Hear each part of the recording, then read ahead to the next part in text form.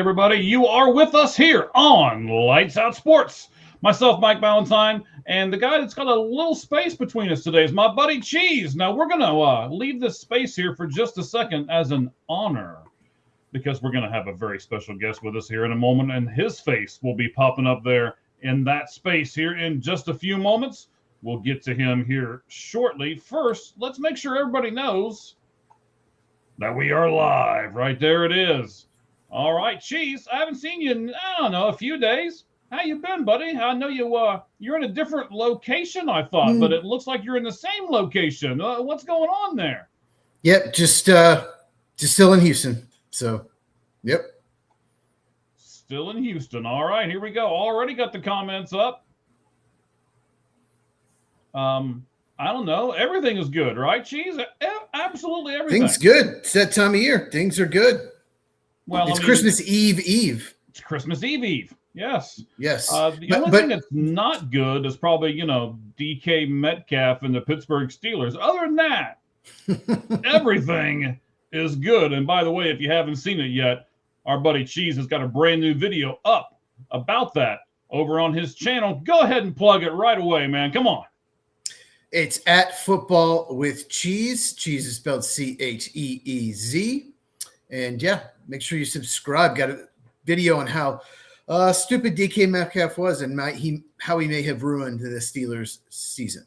All right. So, as we're talking about subscribing and thumbs up and make sure you hit the bell for notifications and all of that stuff, you can do that right here. I mean, we're not to Cheese level yet. Lights Out Sports over on YouTube is getting close to 100 subscribers, but somebody on this screen is getting close to 1,000 over on his channel. So, yeah, he's a little ahead of us right now, but we'll try to catch up. We'll try to catch up.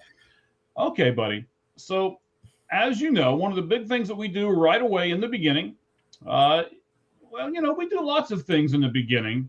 Here I am clicking on all these buttons and everything else, trying to get everything situated here. But one of the bigger things we're going to do here in a second is we're going to do, of course, the walk-up music, and then followed by the 5 Flamin' 5 in 5.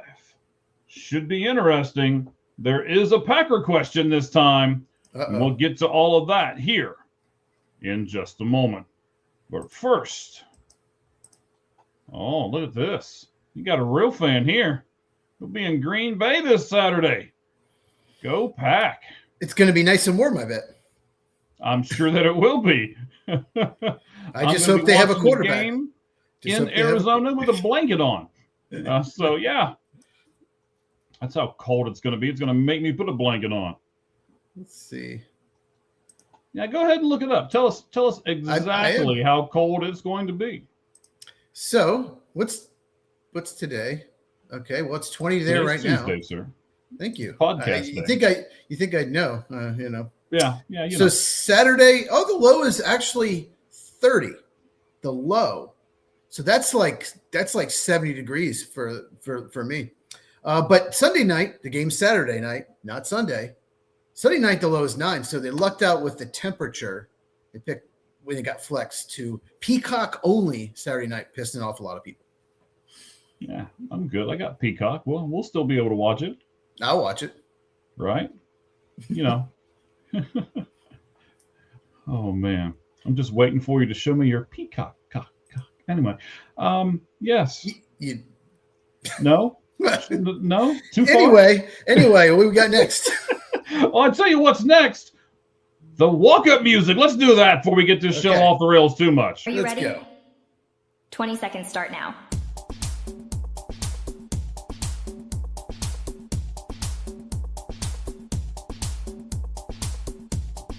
Ten seconds remaining. 5, 4, 3, 2, 1.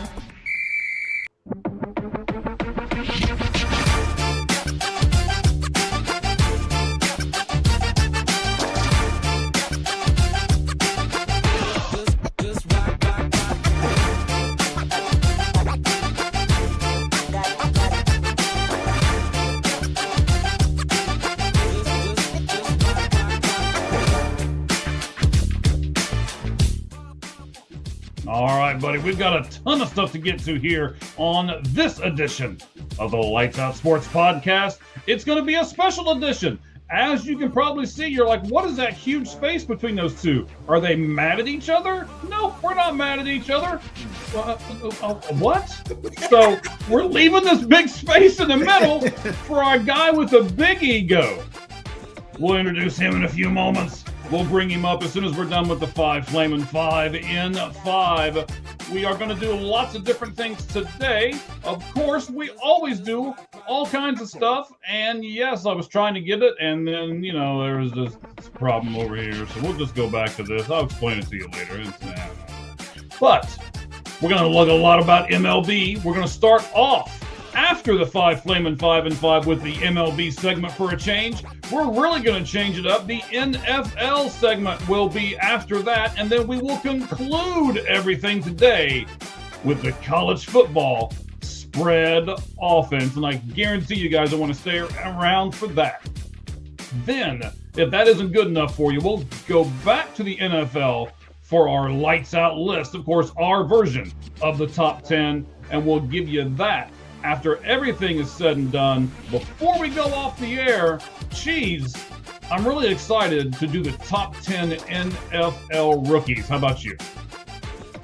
I am too. It got kind of tough there because I had about 17 names written down originally, but I had to cut it to 10. So, yeah, I'm sure our list will be very different. They always are. They always are. You're right about that. All right. So we got a couple of different things. Let's show them up here on the sides. There we go. Hello. How you doing? Hi. Yes. And Hi. Another high. Okay. We appreciate all the highs and the lows. We're good with that. I like the highs better. Do you like the highs better? Okay. Someone should just post low. That's just the comment's just low. Maybe. We'll see if somebody does it, but I doubt it very seriously, all right? Okay, so before we get going too far, let's get into our Five Flamin' 5 and 5. Of course, if you are new, here's what's about to happen. Poor Cheese over there getting himself ready, stretching himself out. He is going to have 5 questions. He's going to have a timer that has 5 minutes. And if he gets all 5 questions in those 5 minutes, then he won't burst into flames. But if he doesn't, something catastrophic is going to happen. We've never seen it because he's always gotten all 5 questions in that 5 minutes. So, are you ready, Cheese? I'm ready. Let's do this. All right, I'm ready. Let's do this, he says. So, the flames will pop up on the screen, and the timer will begin when I finish reading the first question. Here we go. Courtesy of Charm Sports. That's at Charm Sports.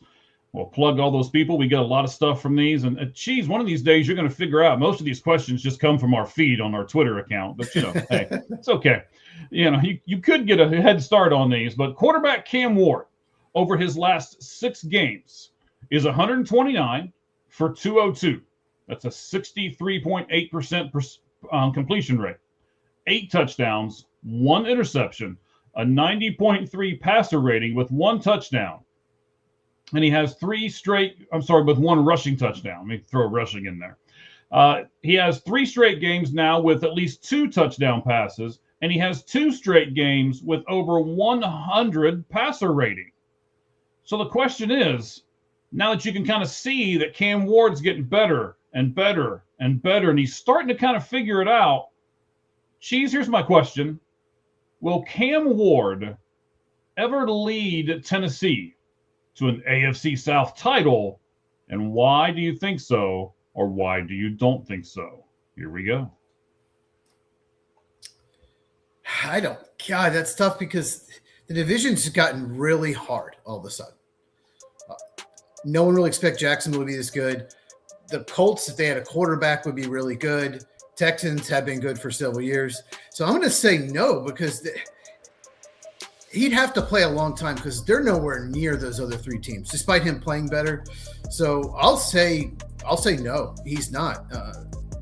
Unless he becomes a franchise quarterback, he's there 10, 15 years, then probably just circumstance he will. But I'm going to say no. All right, you're going to say no, and that's fine.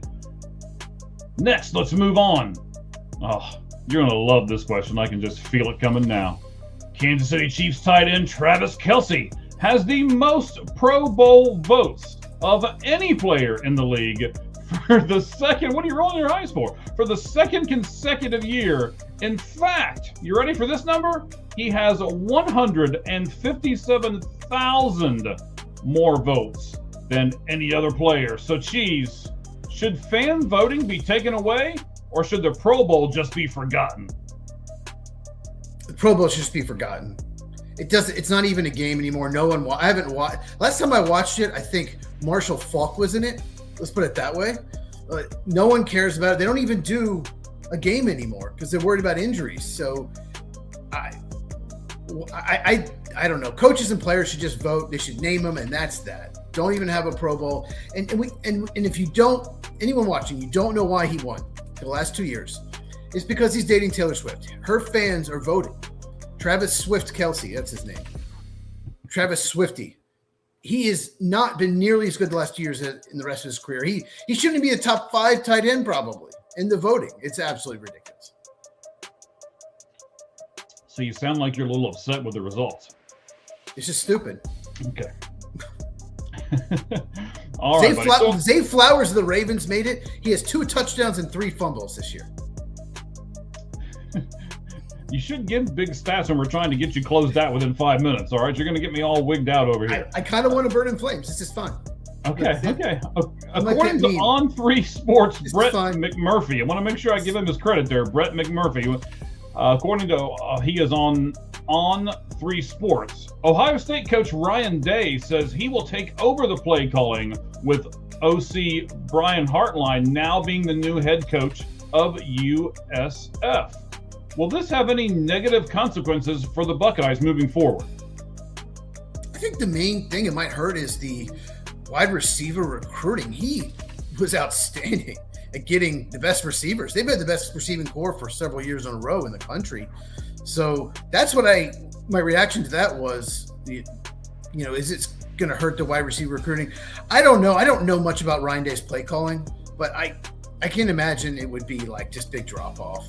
The only thing it might hurt is Day. It might, a lot of times when you're doing the play calls, it takes away from coaching decisions late in games, especially distracts. So I don't think it'll be a big deal though. All right, so we're going to save the Packer question for last, and we're going to give you this question. According to Mike Kennedy, another guy that we follow at Mike Kennedy, of course, Brett McMurphy we follow, and Sharm Sports, all of those places that we follow, we've gotten these questions from. Now, going back to Mike Kennedy, he says the Saints have used Spencer Rattler and Tyler Shough as quarterbacks this season. Not real great. Yet, Chris Olave has 92 receptions. That's 5th in the league. He has 1,045 receiving yards. That's 6th in the league. And he has 8 receiving touchdowns, which is also tied for 6th in the league. Here's my question, Cheese. Should he be considered a top 5 receiver in the NFL?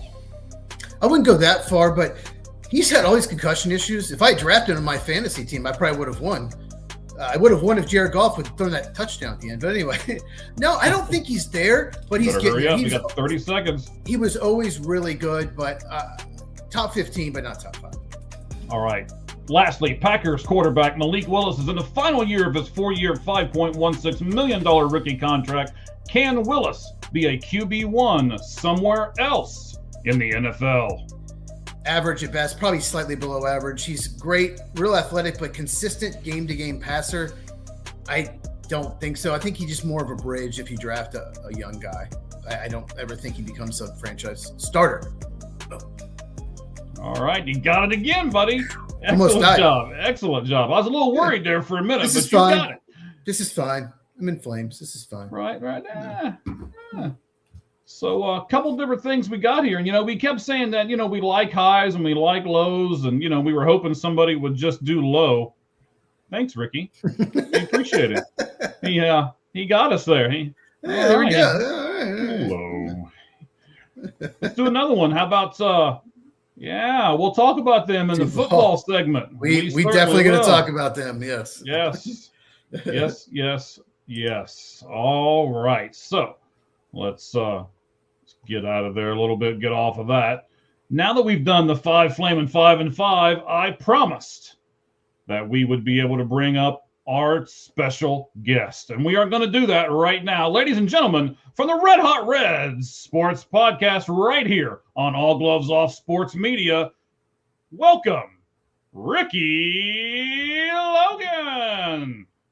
Hey, what's going on, fellas? Hey, not a whole lot, brother. How about you? Not a whole lot. Merry Christmas. Well, Merry Christmas to you. Thank you very much. We haven't said that to any of, to each Happy other Festivus. or anything like that. So Happy Festivus holidays for the rest of us. All right, Ricky. So I know you're over there on your own, doing your own thing. Tell us a little bit about you, about Roger, and the Red Hot Reds Sports Podcast, bud. Yeah, Roger and I host the Red Hot Reds podcast. We talk Reds baseball, minor league baseball.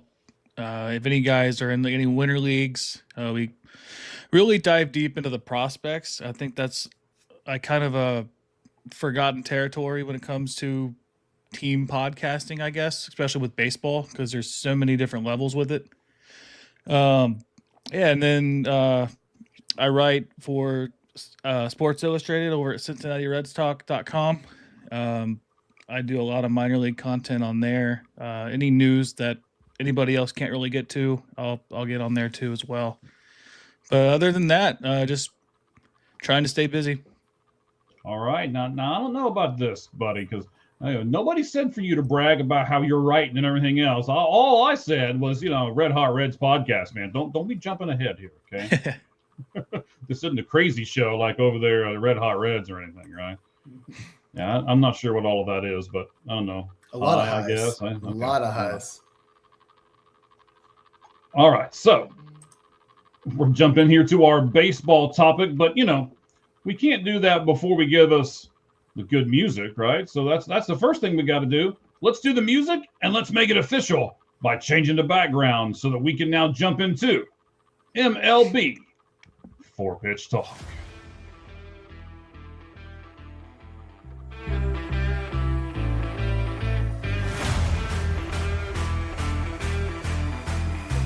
Ricky, you're about to find yourself in a bunch of fire.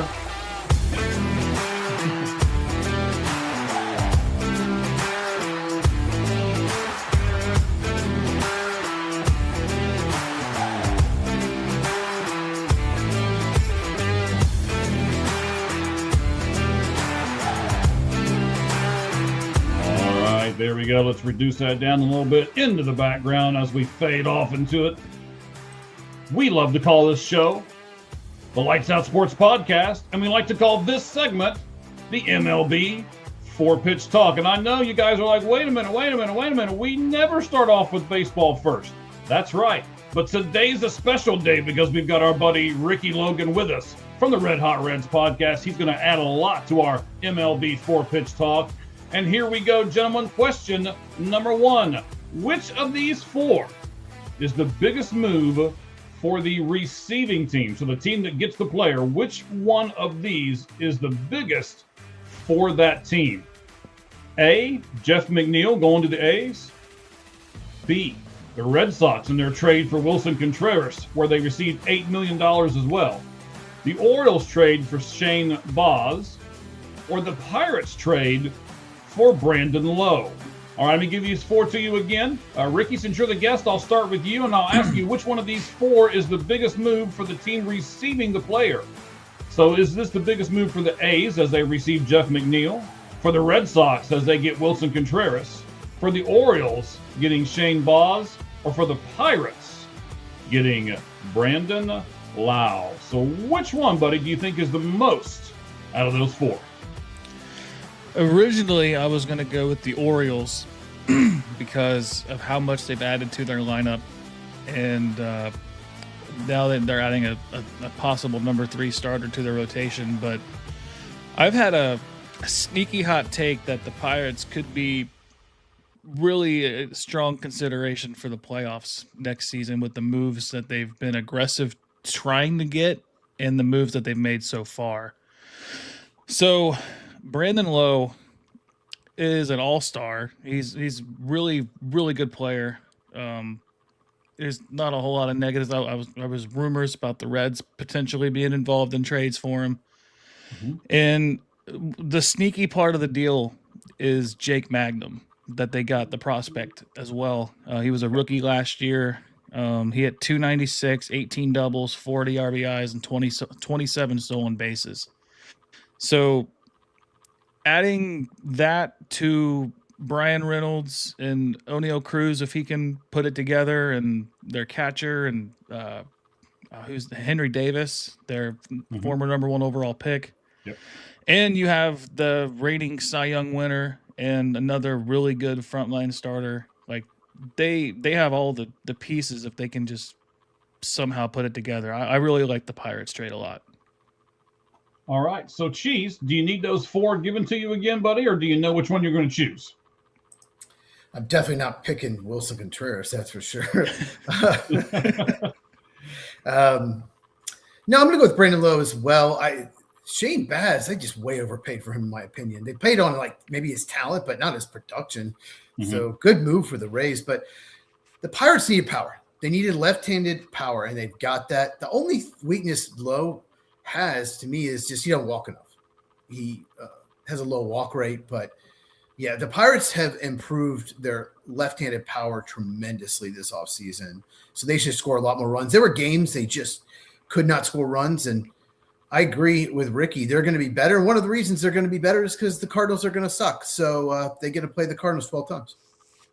All right. Well, I might surprise both of you because I am not going with that. Man, I'm going to applaud the Oakland A's for a change. And I'm not sure if I've ever said that on any podcast I've ever been on in my life. But I like what they're doing here. They bring in a veteran guy, number one. Number two, they bring in a guy. That team has got lots of power, with Brett Rooker and you got some of the kids that they've got with a bunch of power. And McNeil is going to be the perfect guy to put at second base for them and to put probably second in the lineup as well, being able to get on in front of those big boppers. And they're starting to do an actual lineup.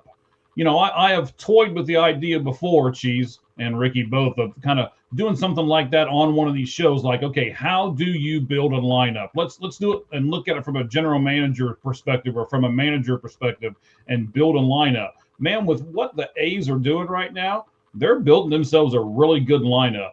And Jeff McNeil is going to be a big part of that, actually. So I'm going to applaud the Oakland A's. Nick Kurtz might be one of the best hitters in baseball, period. And he's a rookie. He's incredible. So, yeah, he's just going to get better. Lawrence Butler as well. He's a stud outfielder. Yep. Hit 4 home runs against the Reds 2024 season. He hit 3 in one game. You're not going to forget that. Got to get a Reds plug in there somehow, don't you? I have to. I even like their catcher, Shea Langeliers, as well. Then you got Tyler. And, what is it? What's his name? Tyler name? Swordstrom. There you go. I was going to say Stevenson, but I knew that wasn't right, and I don't want to give your Reds another plug, for God's sake. And the other rookie they had. Former Red Austin Wynns. What's his name? Jacob Wilson. Jacob Wilson. Yes, Jacob Wilson. He's incredible, too. They have so many good young bats. Absolutely. Yep. Just hoping the Vegas thing falls through. Why are you hoping it falls through? I'm from Sacramento. I want him to stay up there. Oh, okay.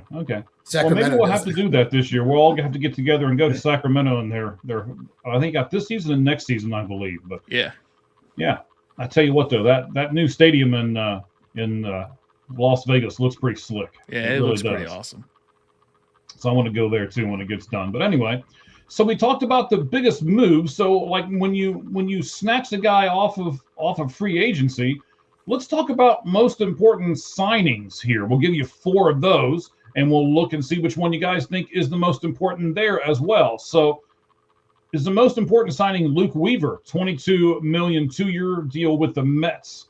The Mariners signing Rob Refsnyder, and all these have happened in like the last week, to a 1-year, $6.5 million contract, and he also has the contract with $250,000 in incentives. The Padres have signed Sung Mun Song, I believe is how you say it, to a 4-year, $15 million contract. And then, of course, the White Sox signing of Oh my gosh. Here we go. Munataka Murakami. Makanama. Munetaka Murakami. Yeah, Murakami, that. Yeah, that. Good job, Ricky. I tried. I'm not even going to read these back because I don't think I can pronounce half the people that are on this list. So we got Luke, you got Rob, you got Sung, and you got the other guy. Yeah, that guy. Ricky, I'm going to start with you again since you're the guest. We'll give you both questions in the beginning. Which one do you think is the most important as far as signings for these clubs? I think I'm gonna lean towards the Mariners signing Rob Refsnyder. A good right-handed hitter against lefties. They ended up keeping Naylor. I think there's still potential for them to bring back Suarez, although I haven't heard any rumors about where he's even leaning towards or what his contract looks like. But you take a team that struggled. If they did struggle at anything, it was probably that category. They have really good pitching. They've got arguably, I think, what should have been the MVP in Cal Raleigh.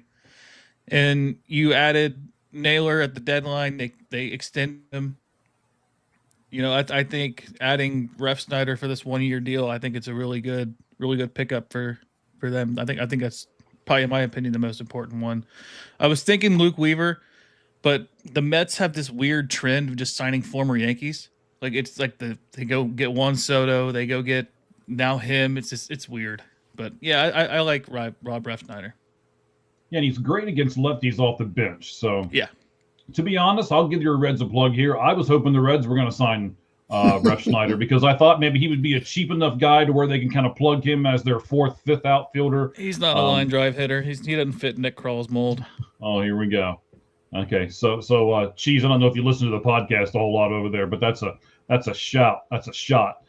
So you know, across you gotta the have bows good there. at bats and line drive approach. You'll hit 25 home runs if you do that. Right. We can't be doing that. Although no one's done that in the last 3 years.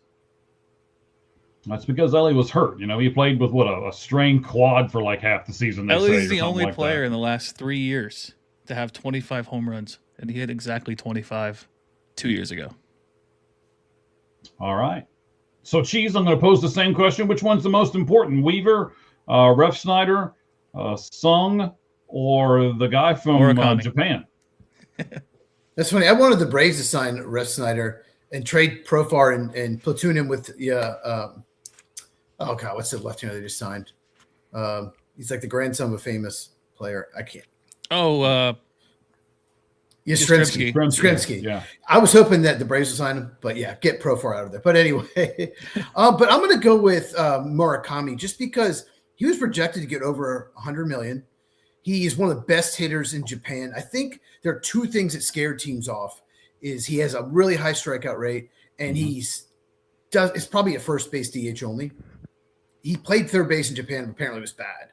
So the White Sox, 2 years, $34 million, have a chance. I mean, he could absolutely rake, and he's only 25, I believe. So they may have gotten the steal of the offseason. If he just eats, they could either extend him, or if they're terrible, which they probably will be, they could probably get a ton for him in a trade. So that is definitely 2 years, $34 million for his upside. I think it was a tremendous move. I got to go with something different. I can't go with either one of those two, but I'm gonna go with our Padres guys over there. I like this. I'm probably gonna butcher his name, but I like the Sung Mun Song contract mainly because of its length and its cost. It's only 4 years, $15 million. He hit really well over in. Should have hit the wrong button. It scared me for a second. I thought I lost everything. So he hit really well over in, I believe it was the Korean League. I had some notes pulled up, and I don't know, they fell on the floor or something. I don't know. I'm all miscombobulated over here today. But the contract is the big thing. I mean, none of these other contracts even came close. Luke Weaver's going to sign for 2 and 22, and they got a really good infielder for a nice, cheaper 4-year contract. So I'll give it to San Diego. I don't think a lot of people saw that coming, but I think that could really pay dividends for them down the road. Let's move on to our third question here. And I'm going to ask Cheese first because I kind of already know what his reaction is going to be here. We've talked about this a little bit in the past. Ricky, I'm going to tell you, you've got to come in strong on this one. Cheese, are you excited for the World Baseball Classic? No, not at all. It's stupid. Wow. Ricky, can you bail us out of this hole, please? I am very excited about the World Baseball Classic. Would you like to elaborate, or are we just going to sound like just a bunch of puds over here? I mean, what are we doing here, guys? No, it's the Olympics for baseball is what it is. You put the best players in the world against each other in a short little tournament, and you're playing for your colors, and that would be like, it's nothing like the Pro Bowl in the NFL. There's really no other event in any pro sports that really compares, other than what the NBA used to have with the rookies, where it was like the USA versus world. But this is totally different. I love it. If you would have had Roger on, he'd be even more excited. Well, Roger didn't email me like you did and said, "Hey, I'm free," and I was like, "Oh, well, okay, let's do it." So, Ricky, I'm going to stick with you a second because that other guy over there in the corner doesn't like this stuff at all. But what does the team still need to add? If you look at the notes, I put all the position players and the pitchers up there. What does the team still need to add in order to be a viable contender in your mind? Well, I saw where I think Pete Alonso hasn't really confirmed himself playing yet. That would be a good first base depth behind Bryce Harper. Mm-hmm. Bobby Witt, your starting shortstop. It'd be really cool if you can get somebody like why am I drawing a blank on his name? Wilson, skip me on that one, but Jacob Wilson would be cool. Yeah, Jacob Wilson would be cool. You're right. Yeah, it would be a good. That'd be a really good. Listen to the guy over there in the corner that doesn't like the World Baseball. See, we're gonna get you to liking this thing before this segment's all said and done. Yeah, do you want me to tell you what I think of the World Baseball Classic? No, I really don't, because I don't want our fans to just up and tune away. Okay, we've only got a few. All right, don't chase them away. But yeah, I mean, I guess if you're looking to add anybody, like as far as pitchers, I think their rotation's top notch, but. If you could add a guy like Hunter Green or somebody of that caliber as well, but I know Jacob deGrom's probably not going to play. He's coming off a couple Tommy Johns. Mm-hmm. Hunter Green probably not going to do it just because of the recent injury history with him. And Mike Trout, I know he struggled with health over his career, but he is still one of the greatest players of our generation right now. And I think he would just enjoy playing for the colors as well. Now you can understand though, right, Ricky? And Cheese, I'll ask you the same question here in a second, but you can understand if the player is injured or has had injury problems in the past, why they would go, no, I don't care if this is for your country. I don't care if you do want to wear that uniform. You wear our uniform first, right? Cheese, can you understand the team saying, no, you're not playing for the World Baseball Classic? Yes, that's absolutely. If I owned a team or as a manager of a team, I wouldn't want any of my players there. I want them in spring training. I want, especially the pitchers, I want them controlled. I want them building their arms up as they go. I don't think it's like the Olympics personally. I think it happens before the season. So USA probably, I don't even know if they've ever won, probably will never win because it's just before the season. They're not in shape, like baseball shape yet. So I think it's stupid. I care about Major League Baseball. I care about winning World Series. I just don't think it's worth it. And I have not. Last time I watched it, Javi Baez was playing for Puerto Rico. He was still a Cub. And I got about 3 or 4 innings in. I watched it to watch Javi. And I was like, why am I doing this? And I turned it off. I haven't watched it since. So here's somebody that agrees with you. Sam, 9010, says the World Baseball Classic has got to go. So you're not the only one, Cheese. You're just the loudest one. That's all. So the U.S. has won. They won in 2017. Yeah, so take that, Cheese. Well, I wouldn't know. I don't watch it. Japan won in 2006, 2009, and the last one in 23. It's because I think it's the middle of their season, right?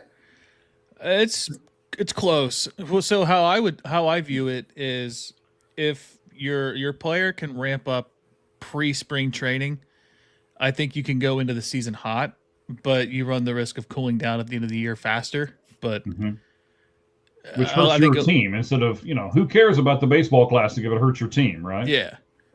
But I love it. I like it. It's a short event. It's only a few days. It's not like it's a month.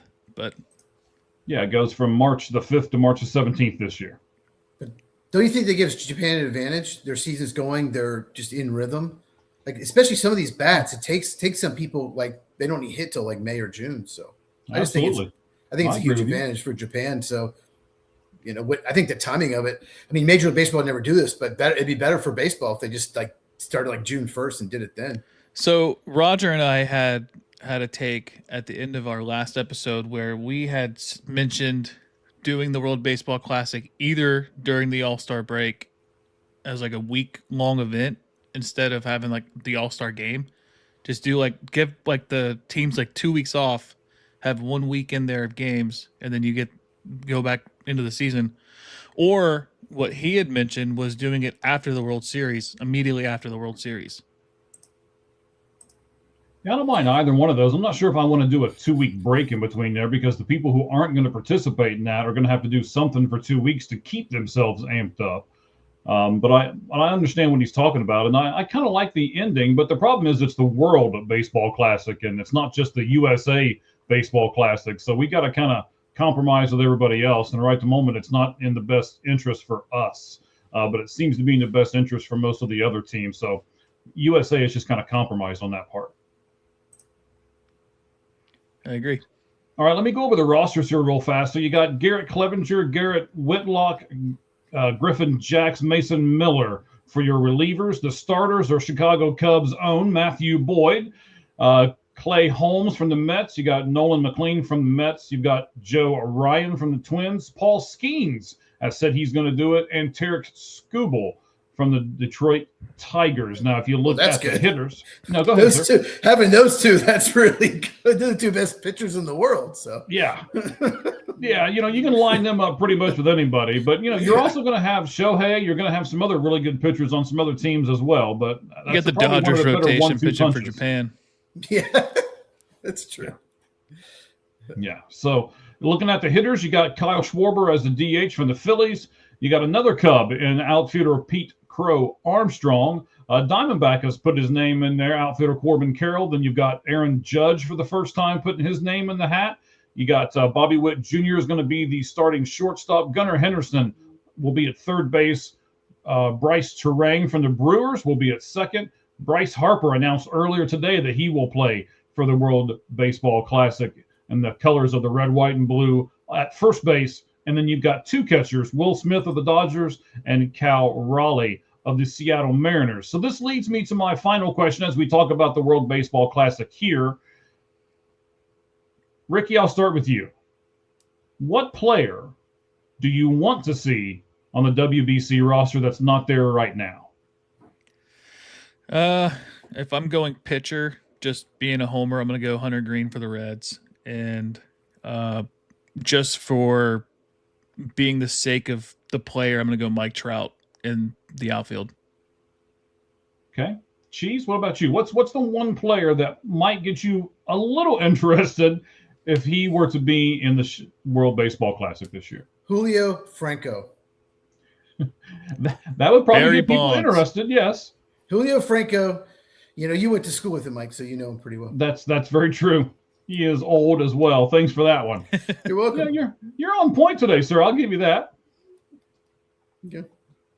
That's all. So here we go. We got Sam 910 who's chiming in with us. Thank you very much, buddy. And I agree. You remember this, right? They lost Edwin Diaz for the year in the World Baseball Classic to the Mets. Mm-hmm. What'd you say, Ricky? I'm sorry. He was celebrating. He wasn't even doing anything crazy. He was just celebrating. Yeah. What's wild about that injury. We'll keep going with Sam here for a minute. So that destroyed our season. He's talking about the Mets. I would agree. So then he's also going with you guys, Ricky. You and Roger over on the Red Hot Reds podcast saying he'd rather have it during the All-Star break. I think you could find a way to do it. You could find a way to either have the teams keep their players that aren't in the All-Star game ramped up, or you treat it like just give them a break, and then maybe they come back. It'd be like a true all-star break instead of like a weekend. All right. Is it every 4 years, the Classic? The last one was in 23. I think it's every 3 years. Okay. So I thought it was three. Okay. Three. Okay.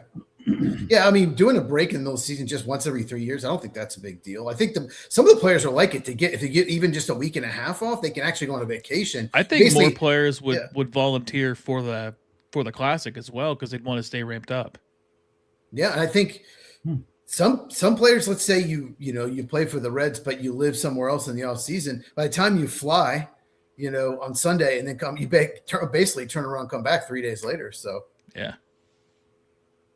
Yeah, so now there you go, Cheese. That he's also with you. He could get rid of it entirely, and then he throws this out here, and I'll put this on the screen, and then we can talk about this for a second. Here, Sam 910 or 9010 is throwing some good ideas out here for us today. How about this one? Let the old timers play the World Baseball Classic. We saw the Yankees. We saw the Yankees. Yes, with they had their old timers game, and Mariano Rivera tore his Achilles. I don't want to see it.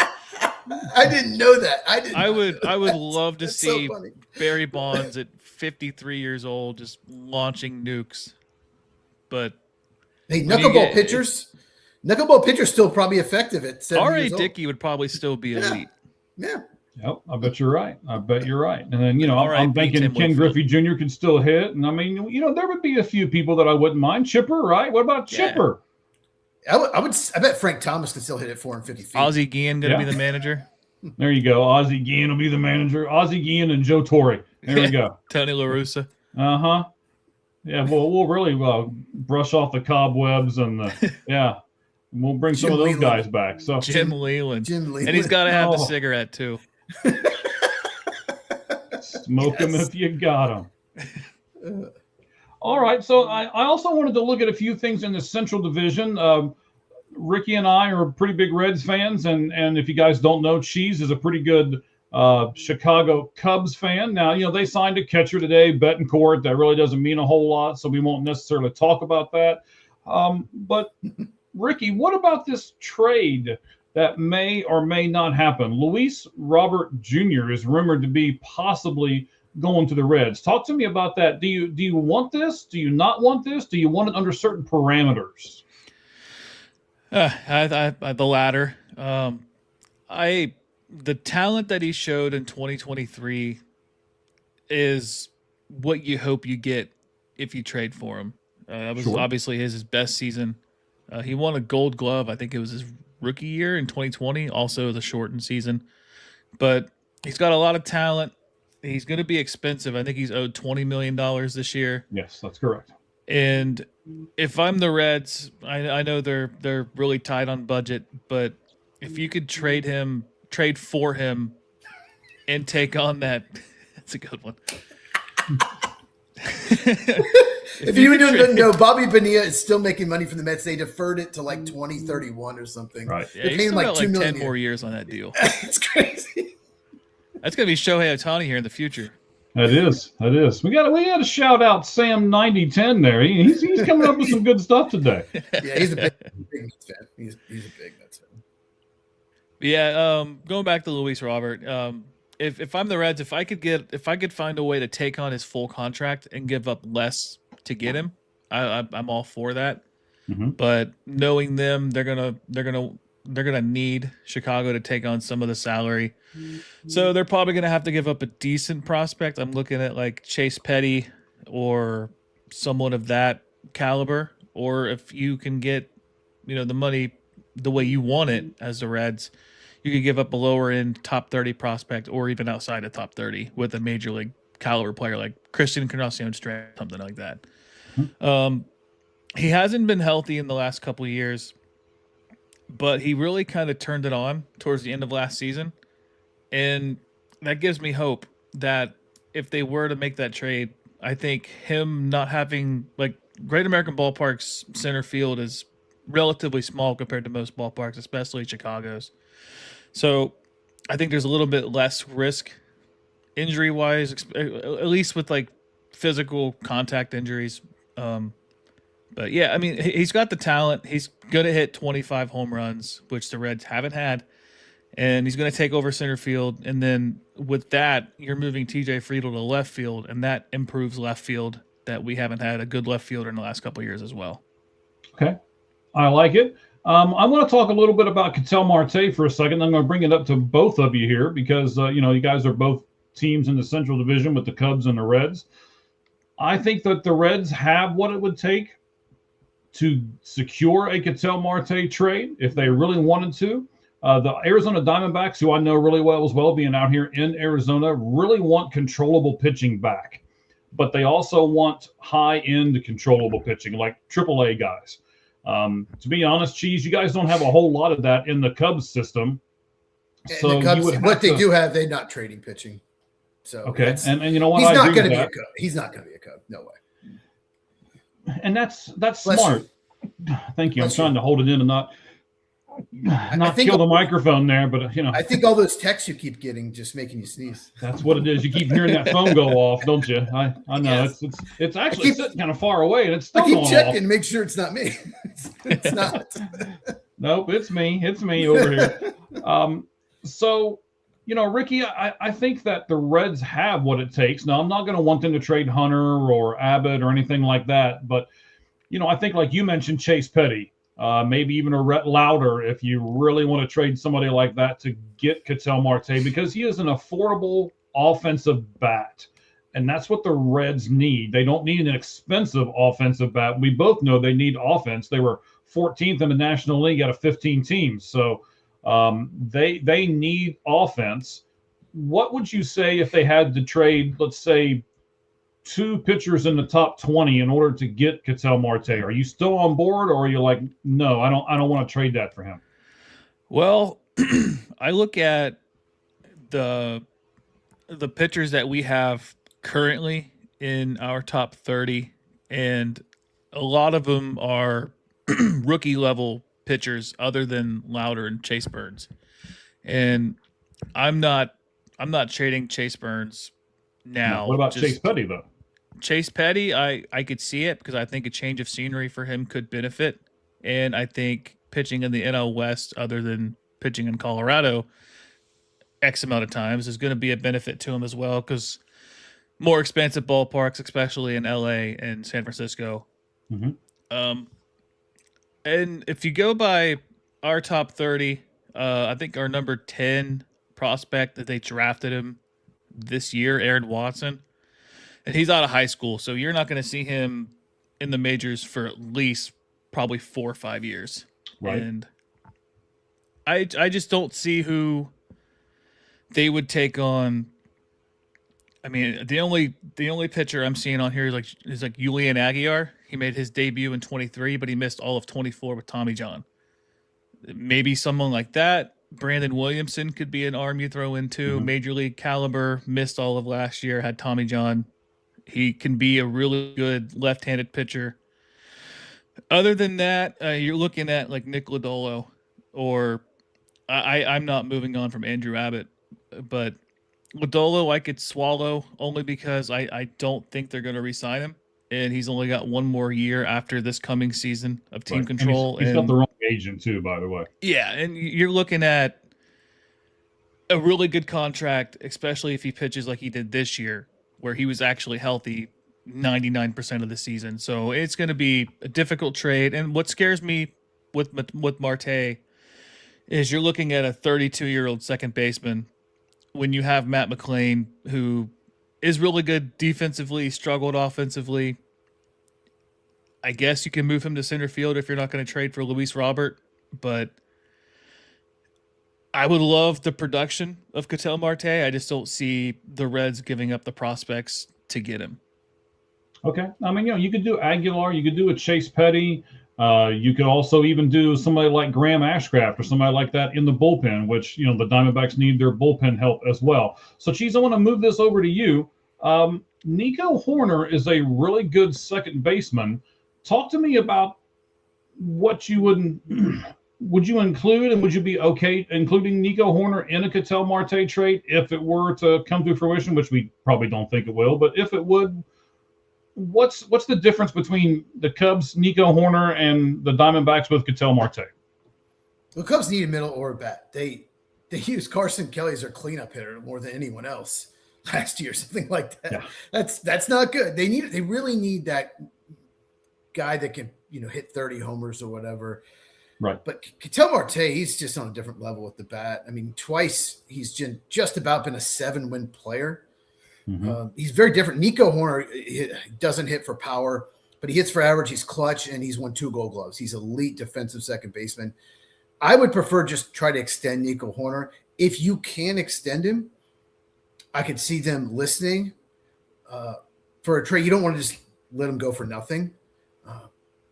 But I don't think a trade happens, because even if you trade Nico Horner for Marte, like you said, they're going to want like Jackson Wiggins or some, and they're not going to trade him. He's like if they're top 10 prospects, the only one that's a pitcher is Jackson Wiggins. They have no other. They love going bats early in the draft. So, and international signings.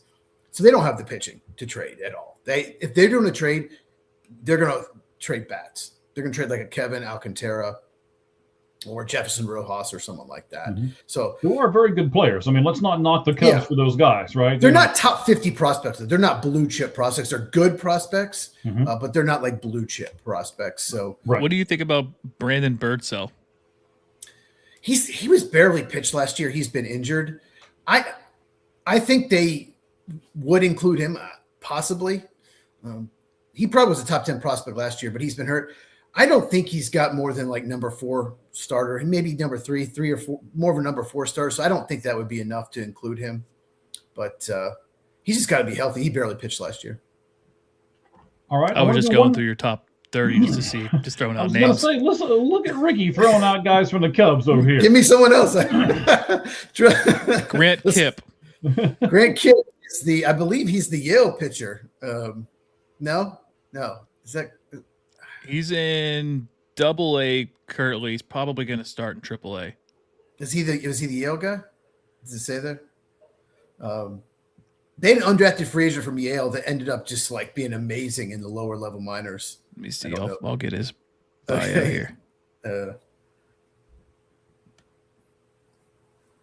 We're doing the Chicago Cubs prospects here all of a sudden. We could do this forever, so yeah. Right? We really could. I mean, I know the Diamondback system and the Red system really well. I know Ricky knows the Red system better than I do. And then I know Cheese knows the He is the Yale guy, by the way. He is the Yale guy. Yeah, he was undrafted and just 6'6", 220. Yeah, and just goes to rookie ball in like low A. They had low A at the time, and just was unbelievable and became a prospect. So he actually, a lot of Cubs writers thought he was going to be plucked in the Rule 5 draft. They were lucky that they left him, that no one plucked him. So, but he will have to be added to the 40-man roster next year if he has a good year. All right, Sam, I see your take over here. Give me a minute. Well, we will get to it. I know it's a different topic. It is still a baseball topic. We'll throw it at our guys here in just a second. But let me wrap up the Central by asking this. The Pirates are making moves. We already talked about Brandon Lowe, right? Or I think that's actually Lau, but however you say it. And then they also just signed Ryan O'Hearn today to a 2-year contract. So here's what I want. I want to know who's going to finish last in the National League Central this year. Are the Pirates still going to finish last? Or are the St. Louis Cardinals going to take that mantra with trading all their people away? Cheese, I'll start with you. Who's going to finish last in the National League Central? So we do it together. He's over here counting down. We can do it together. On 0 or on 3? On 3. Okay. Cardinals. I hope it's the Brewers. I hope it's the Brewers too. I'm tired of their voodoo magic. No, the Cardinals are going to stink. They're still trying to trade away even more players. They should have done a rebuild 2 years ago. They're not very good with these players, so I think it's going to be significant. Look, let's be honest. Brewers, Cubs, Reds all made the postseason. Pirates are much improved, so they could be way behind anyone else. Well, but it's also got the possibility to be a really interesting division if it keeps going like it's going here with the Pirates signing some people. What if the Reds do trade for Luis Robert Jr. or Ketel Marte or somebody? And man, it's really got the magic there because the Cubs lost Tucker, and are they going to replace him with another bat? And then there's some interesting things happening. The Brewers look like they're probably going to trade one of their starters, so everybody's going to kind of come up. Some people are going to come up, some are going to come down, and everybody's just going to kind of meet in the middle there. So it could be a really interesting season for the National League Central. Let's go with Sam 910 real quick here. He's asking a very long question. He's gone to the me school of asking questions here. So different topic, but now that we are outside of the steroid era, which I'm not sure if we are, but okay, we'll go with it, is 500 home runs still enough for the Hall of Fame? If yes, when Stanton hits 500 in a couple years from now, does he belong in the Hall of Fame? So I guess the question is more of, does Stanton belong in the Hall of Fame when he hits his 500th or greater home run? Cheese, what do you think? Stanton in the Hall of Fame after 500 home runs? I have a Mike Stanton baseball card somewhere, by the way. He went by Mike Stanton when he came up. I have it somewhere in a box, but he's tough. He was so good when he was with Florida or Miami. They changed to Miami. He was so good. He's just been injured. He just hasn't been nearly as good. Oh, man. He has 453 home runs. That is tough. I mean, if he hits 500, I guess he's probably going to get there, but I don't think he'll be first ballot. Ricky? Yeah, I want to throw another name out for you, too. Just to be a throwback Reds. Adam Dunn hit 462 home runs. And he was your prototypical 3 outcome guy. Home run, strikeout. Maybe walked, but it was a lot of intentional walks. He led the league in strikeouts, believe it or not, only 4 times. So everyone says he's a strikeout guy, he's terrible, but he only led the league in strikeouts 4 times. I mean, he's not Joey Gallo, but he's pretty close. No, but he's got a career. To me, Adam Dunn. I'll get to Stanton here in a second. I'm going to get to my Adam Dunn take. Adam Dunn is a career 124 OPS plus, which OPS plus 100 your baseline. He was over his career 24% above league average as a hitter. Kind of underrated. I don't think he gets talked about as much. And getting that close to 500 home runs for Dunn. I mean, you could make the argument, but he's not going to be a Hall of Fame. He's a Hall of Very Good. I don't know if you guys follow that Twitter page or Instagram page. The Hall of Very Good's a very good page to follow. I'll shout them out. But yeah, Giancarlo Stanton. I believe it or not, I have 2 jerseys that are non-Reds players. I have a Giancarlo Stanton jersey from when they turned to Miami, and I have a Mike Trout jersey. Giancarlo Stanton, to me, is the most fun swing to watch from the right-handed side of this generation. He hits the ball with so much power, and it looks effortless. I think with the steroid era, I mean, you could kind of say it kind of closed out for the majority around 2009-ish. You still had some guys here and there testing positive, like A-Rod a couple times. Robinson Cano tested positive. But I think 500 is still enough. And honestly, I think getting out of the steroid era, I think you could drop that number down to like 450. I think if you could see a guy hitting 450 home runs getting in the Hall of Fame, just depending on their overall production. Okay. I mean, I'm not sure if we do one stat anymore. I think because we have so many stats available to us, we want a player who is really good in multiple things because, we've got 30 or 50 different stat categories now. So if he's just good and only one, we look at the rest of them and go, no, he's not good enough. Cheese, what do you think? I know I kind of jumped in there before you did, but go ahead. No, but I just want to talk about Adam Dunn. He would be probably better chance if he's in this era.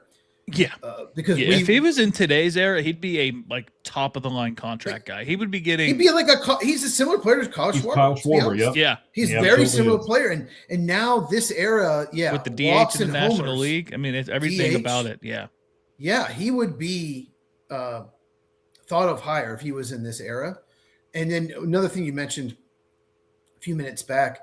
You said you don't want to trade Andrew Abbott. I would not trade Andrew Abbott if I were them because I watched him pitch, he played the Cubs twice this year, and they couldn't do anything in either game. I still remember. I'm like, who is this guy? They cannot hit him. He completely shut down the Cubs twice this year. So yeah, I would not trade him. He did kind of come out of nowhere. Nobody really saw him coming. I don't even think most Reds fans saw Andrew Abbott coming. I think it was a second round pick. He Yeah. was a reliever in college, so he didn't really start much. Yeah. Actually, I think it was 2022 he kind of transitioned into a starter. And 2023 is when he debuted, and I think in the summer around July, he debuted after Ellie did. And he had a career high in innings like halfway through the season. So he's had, like, notoriously, he's been a really fast starter. Like statistically wise, like his ERA has always been below 2 up until about July. And then when he hits that wall in August and September, his ERA balloons up to like 6. Well, this year he kept his ERA below 4 in August and September. So he figured it out stamina wise. All right, sounds good, Ricky. Now I know you don't have to go yet, because I can tell you we're going to transition here in a second into football, and the first couple of things are going to have to do with the Bengals. So if you want to hang tight, you can. I know you didn't get those notes because I only sent you mine, but it's up to you, buddy. I will tell all of our fans that are with us here, we're going to talk about the college football playoffs here when we get to our college football spread offense, so a third segment. We're going to talk about James Madison. We're going to talk about Tulane. We're going to look at the upcoming bowl games that are coming up between now and the next time we do this podcast. And then we're also going to talk Notre Dame. So we're going to do all of that here in just a few moments as well. So, Ricky, man, we certainly appreciate you being on here. Before we wrap up the baseball stuff, though, you just had a podcast on Sunday. Tell us what you guys did on Sunday, because it was pretty interesting. I'm not going to tell you I watched all of it because I'd be a lie, but I watched most of it. Yeah, we broke down the top 10 moments of the Reds season. I've been kind of posting videos on X too, just kind of highlighting some things and projecting towards next year. I saw a tweet that our number one play was Noelvi Marte's basically season-saving catch against the Pirates, where he robbed a home run. It's funny, if he doesn't make that catch, they get swept by the Pirates and they don't make the playoffs. But someone had mentioned that, is that the greatest catch in Reds history? And I uploaded a Ryan Friel catch from like 2006 where he came out of nowhere. I don't know if you remember that catch, Mike, or He not. looked like Superman, right? Yeah, I mean, if StatCast was around in 2006, he probably had a catch probability of like 1%. Like it was, like I was at the game. It was unreal. But we broke down our top 10 moments. I can go through a couple of them. Terry Francona hit 2,000 wins as a manager. Ellie De La Cruz home run on the day his sister passed away. Hunter Green's first complete game shutout. Andrew Abbott's first complete game shutout. Nick Lodolo's first complete game shutout. Like, there was a lot of first. Yeah, his what's it against the Cubs? I don't know, but they couldn't hit him at all. I don't think it was the Cubs, but I just remember they lost. I know both the those one games. was against Cleveland, and famously the last out of the game looked like it was going to be launched into Toronto, and it just fell short of the warning track. But yeah, we broke down the top 10 moments of the year. I think the week before that we did or 2 weeks before that we did our top 30 prospects, our rankings. We really like to dive deep, and once this into the prospects, like once the season starts, we'll go more into like weekly recaps and stuff like that. We do a lot of interviews. You've been on there, Mike. We've had some notable people on there. Yeah, that was the worst interview you ever did, by the way. Yeah. We'll get you back on for another one. Cheese, we'll get you on there too. Talk Cubs. Absolutely. So against the Cubs, 7 innings, 1 hit, 1 walk, 8 strikeouts, 1 goddamn hit. The shutout was against. Was against. Look at Cheese pulling up all these stats and everything. Look at him. I Look have at to go him through go. all the He's games. a football guy, here it ladies and is. gentlemen. He's pulling up all these baseball stats. 3 hits, 1 walk against Cleveland. Yeah, 1-0. Wow. I think he had a no-hitter going into the 8th, I think, because I remember Jake Fraley made a diving catch in right field to preserve it, which ended up breaking up, but it was incredible. 2 starts in a row against the Cubs too. He went 12 2/3, 1 run, and Jeez. and won both games. Yeah. All right, Ricky. So you're talking about all your stuff here. Plug yourself, buddy. What's your YouTube? What is your X? Give us all your spots, bud. Yeah, X is at It's Ricky Logan, all one word. YouTube's Red Hot Reds podcast. We also stream on your X as well, I believe. You can find anything that I write about on SI at CincinnatiRedsTalk.com. And yeah, I try to stay active on there. I try to respond to as many people as I can. I follow back people for the most part, unless they're like obvious trolls. But yeah, I like to have fun on there. We got a couple of those today, yes. But I will tell you this, something that Ricky doesn't like to take credit for, but he should. Ricky is our graphics guy here. So everything that you see, like when we do the watch along and you see the stuff on the side and, the stuff at the top here right now, the symbol that you see back on the background on the television behind me, the same symbol that's in the corner up here, all that stuff is Ricky Logan. And buddy, you have really made a big difference to All Gloves Off Sports Media, you and Roger both with your podcast. We're going to, believe it or not, I think we're going to be adding up to like 5 or 6 more podcasts to this network here in the coming year. I asked you earlier and you delivered to me. It'll be up on our X spot here probably within the next 24 to 48 hours. There'll be a link tree up there where we can get all kinds of stuff off of it. And we are really looking forward to getting some more sponsors here. I'm in talks with 4 different people right now trying to get some more stuff for us. So the All Gloves All Sport Media platform is really taken off. Cheese is a big part of that with his show. And of course, Ricky and Roger is a big part of that as well with the Red Hot Reds. So we appreciate everything that you are doing, buddy. So I'm going to give you the option here, man. You going to stay for a minute or you need to bug out and go play with your kids? I think I probably should get with the kids, but I'll give you a Bengals take. Sit Burrow the rest of the year, sit Chase the rest of the year, sit Higgins the rest of the year, tank for a draft pick because they're absolutely terrible at drafting past pick number 10. Okay. That's true. Fire Zach Taylor, fire Duke Tobin. we're actually going to talk about what we're going to talk about in a minute. I'm telling you, you should just hang out, man. But okay. Oh. I understand you got kids, you got a wife, you got stuff you got to go do, and he's in Cincinnati too, so his time frame's a little different than ours is. So Ricky, buddy, we appreciate you. Thank you very much for coming on. We'll have you on again real soon, and then Cheese and I will both be over there on the Red Hot Reds. We'll swap stuff back and forth, and we'll just promote the tar out of All Gloves Off Sports Media. Thank you, Ricky. Thanks, guys. All right, buddy. Later, man. All right, excellent job right there. That's Ricky Logan. He does a fantastic job with us. Let me click this thing a couple times and figure out which one of these. Nope, that was not it. Nope, that was not it. Figure out which one of these we want here. Oh, what happened there? Let's not do that. No. Okay, let's go with that one. That one looks fine right there. So, We'll go. All right, sir. Hey, doing a great job here and getting everything put together. It was a fantastic baseball segment, but we have to have all the football stuff. You want to wrap up anything baseball? You kind of look like you want to say something else. Am I interrupting you, buddy? No, you good? I got everything. Yep. All right. Let's go to football. Excellent. Let's go to the NFL with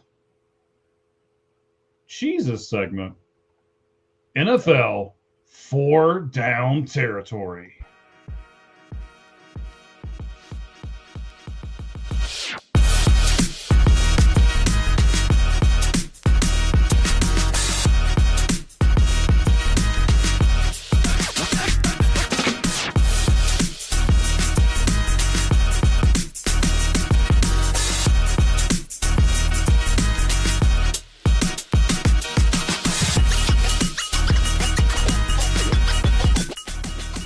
All right, Cheese, give us a preview, buddy. What are we going to do on NFL 4 down territory over the next few minutes? We're going to talk about the Bengals and Cardinals and whether some people should be fired, just like Ricky brought up. We're talking about the Jaguars, how well they're doing. We're going to talk about how a bunch of teams are going to dome stadiums in the near future. And we're going to talk about Tankathon. It's Tankathon season for draft picks.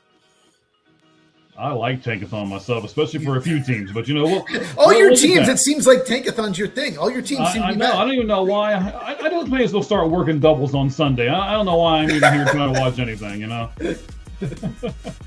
Oh man, you're right. It is pitiful. So, Cheese. Yes. The NFL segment is yours. Where do you want to start? Let's start with your Bengals and Cardinals. Those are your two teams. Both teams expect to be in the playoffs. Before the season started, both have had really disappointing years for very different reasons. Mm-hmm. We'll get too into that. The reports out there, and these are reports, it's not a fact, that both franchises are keeping, that Bengals are keeping Duke Tobin, their top executive, head coach Zach Taylor, that they're safe.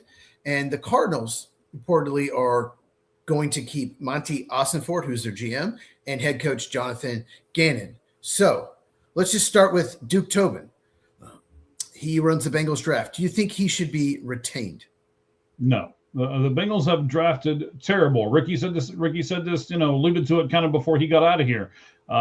They have gone with, and here's the philosophy, and if you don't believe me, you can look it up for the last handful of years, right? They have basically kept their offensive players, and they have signed offense in free agency, and they've gone with drafting defensive players. Well, they have drafted defensive players over the last 5 or so years, and hardly any of them have panned out. I do like Miles Murphy. I do like him. I think he's going to come on. But beyond that, I don't see a whole lot of anything that really has me excited on the defensive side of the ball for these guys. So because that's what he's drafted and he's the one doing it, no, that guy needs to go. We need to get somebody in there who knows what they're doing as far as draft capital and stuff goes. You know what? I nominate Cheese. Cheese is the next draft capital analyst for the Cincinnati Bengals. I do better than him. There's no team that takes more chances on super high ceiling but super low floor players, and it has not worked out. No. And it's like Kajana Carter, you could do that once, maybe one first round pick every 5 years, take this huge chance, but you can't do it every year because you're going to miss on some of those. You're not going to hit on all of them. Yeah. So I agree. Yeah. Duke Tobin, he needs to go. They need someone much better. And what about head coach Zach Taylor? Do you think he should be retained? I don't mind Zach Taylor, but here's what I don't like. And I mean, he's not okay. He's staying with us, even though he's not on the screen anymore.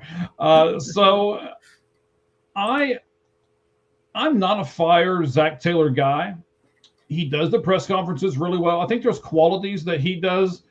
Calm down, Ricky. I think that if you wanted to put takes, just stay on the show, man.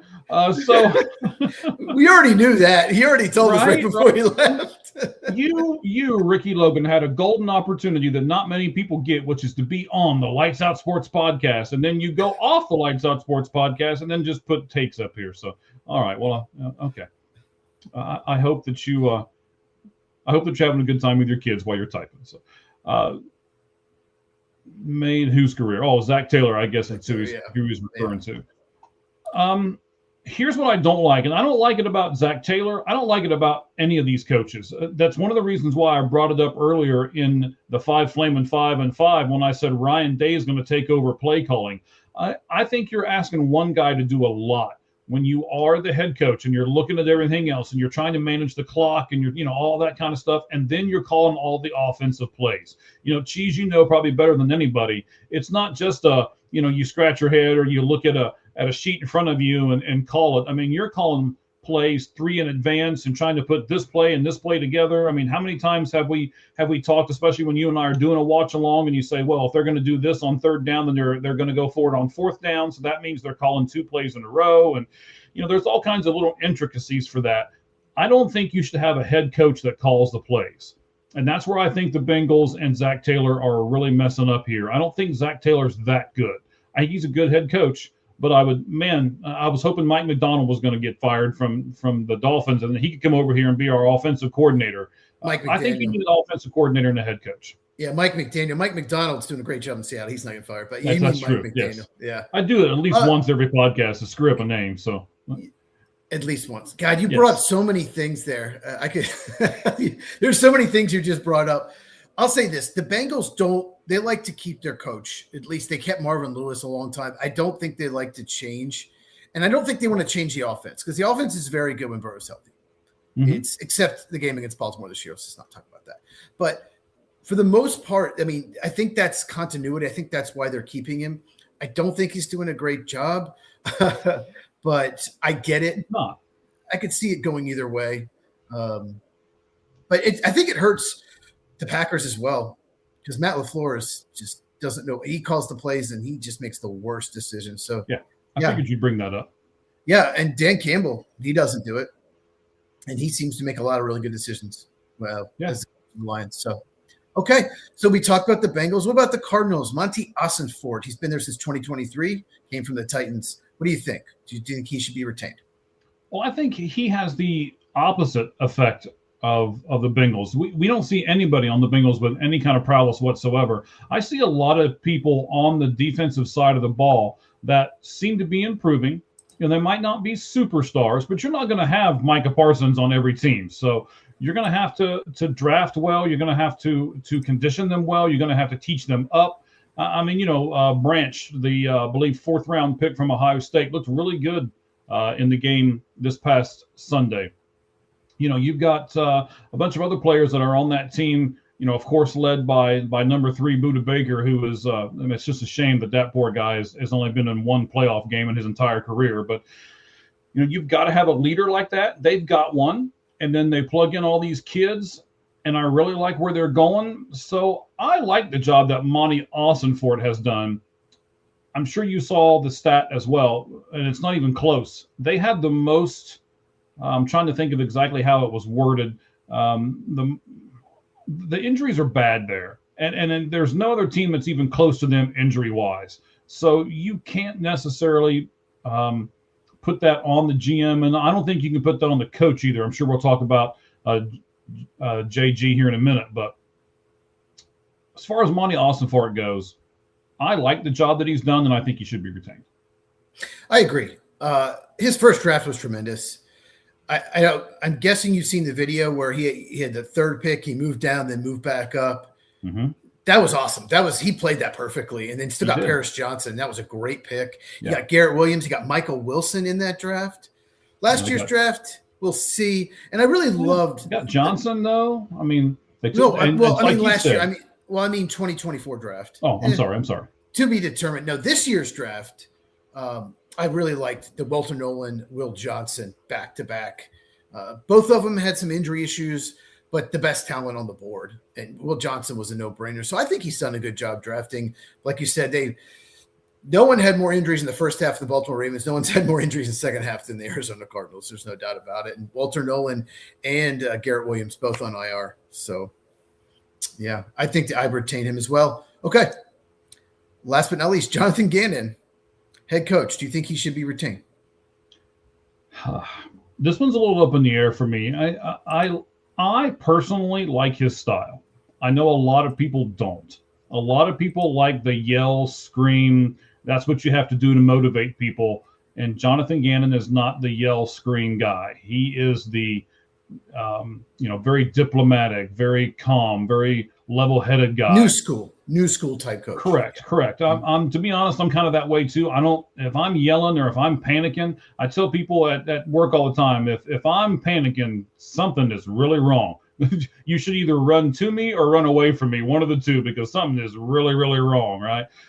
So I'm in that boat. I don't like to yell and scream at people. I don't think you have to degrade people in order to teach them. So I like his style, but I think he comes off sometimes as that he doesn't care or that he doesn't care enough because of the style that he is. So I'm going to say yes, and I'm going to retain him, but I'm going to tell him, hey, these are the expectations. And if you don't meet those expectations this season, we're not even having this discussion. We're going to fire you the moment our season ends next year. Here's what worries me. They just have found a way to lose so many games they should have won this year. Mm-hmm.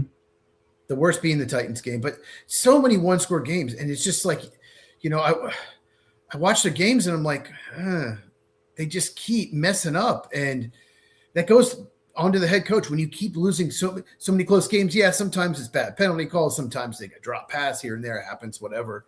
Mm-hmm. But it just feels like I don't know. It just feels like they're making too many mistakes, and that like I said, goes back to that coach. I would personally fire him, but if they keep him, I get it. Give him more a year, but I think they should move on. Okay. Anything to add about the Cardinals and Bengals? No, I think I'm good. Okay, let's go to the Jacksonville Jaguars. They have won 6 straight games, including beating the Broncos in Denver 34-20, scored 34 on the Broncos defense. They are the only team to win in Denver this year. They were undefeated before Sunday. The last 2 games for the Jaguars are against the Titans and Philip Old Man Rivers' team, the Colts. So they're very likely to finish 13-4. Do you believe that the Jacksonville Jaguars are true Super Bowl contenders? Ooh. True Super Bowl contenders. Well, you've upped the ante here, sir. Yes. No. I'm going to say no to Super Bowl. I will say division, yes. Have they improved from last year? Yes. Do I like their head coach and where they're headed? Yes. But there is a huge jump from where they were last year to being a Super Bowl contender. And I'll say this. They are where I expected the Arizona Cardinals to be. Did I expect the Cardinals to be Super Bowl contenders? No, but I thought they would take this kind of a leap and this kind of a jump and get into the playoffs and make some noise, but, lose in the first or second round. And that was okay with me, just as long as they're building and going in the right direction. So I do think Jacksonville's going in the right direction. I'm just not willing to put Super Bowl contender on their name quite yet. They're playing great. And their defense, last year they underachieved. I watched a lot of their film. I watched it after because I was surprised how bad their defense was, but there were guys missing assignments. There was a lot of confusion in some games. I still remember that Bills game. The Bills could do whatever they wanted. Like, it was just and they added Anthony Campanile. I believe that's how you pronounce his name. He was a linebacker coach of the Packers. He has done a tremendous job. Much more disciplined defense. Better tackling, just better, not missing as many assignments. That's been huge for them.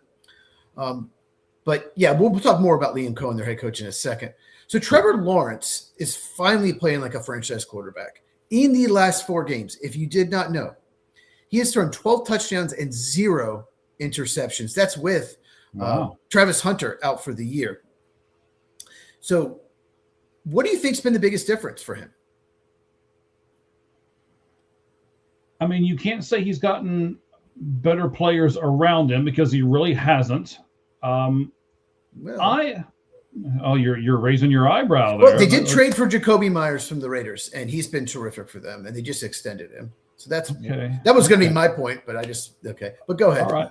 Well, I mean, so too, because you do all this analytical thing, and you've really made me. This is the only reason I'm still watching football right now, to be very honest, because as you've mentioned earlier, both my teams that I root for are terrible right at the moment. So it's hard for me to get up on Sunday after working the double on Saturday, which is what I usually do, and to be invested in football. What's got me invested and keeps me invested in football right now are looking at different things, looking at linemen, looking at different players and all of that. I watched Trevor Lawrence a lot in that game against Denver. He seems to be really being able to read the defense and make adjustments now, to where it used to be they just call the play and he goes with it and he doesn't really do anything else. I think that's the biggest difference for me, is that he's learning to read the defenses better, and he's learning to make better adjustments as the game goes along. I think with Trevor Lawrence, the biggest problem with him, he was the number 1 overall pick. Mm-hmm. The biggest problem for him is he's got a lot of talent, a lot of arm talent. He'll make this amazing throw, and then the next throw will be like, what are you doing? One of the worst interceptions you could possibly see. Like, he just miss a guy by 5 yards. Like, so inconsistent. And I don't know if it's the coaching or what. He seems so much more confident, so much more poised.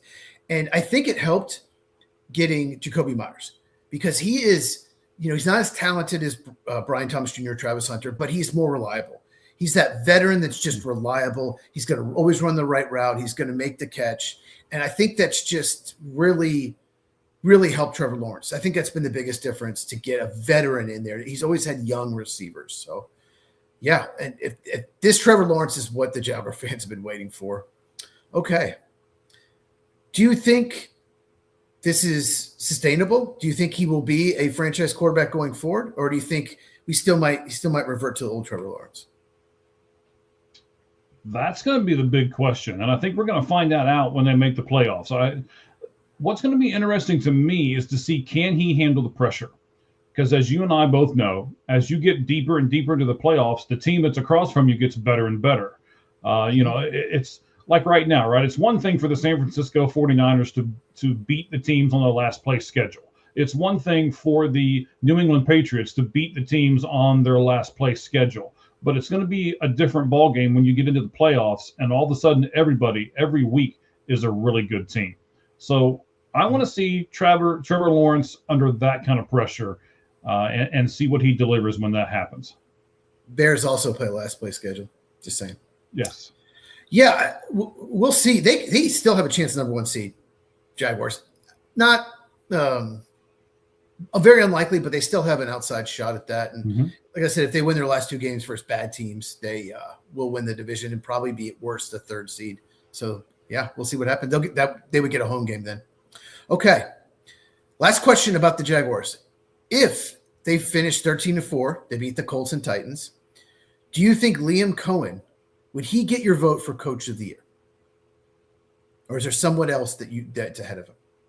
Oh, man. I should have looked at these notes better and been a little more prepared here for this one. You've got some really good questions here this week, Chiefs. Thank you. Here's what you're welcome. I don't get a lot of compliments from you, so I have to say thank you. You better take them. I have to say that Mike Shanahan is right up there for me as far as Coach of the Year because of all the injuries and things. Or Kyle. Yeah. See, there we go. At least one. Now we've got two. So Mike was a very good coach too. He was, but because of all the injuries and things that Dave had to go through, how he's navigated the Brandon Ayuk thing, I will give him a lot of credit for that. But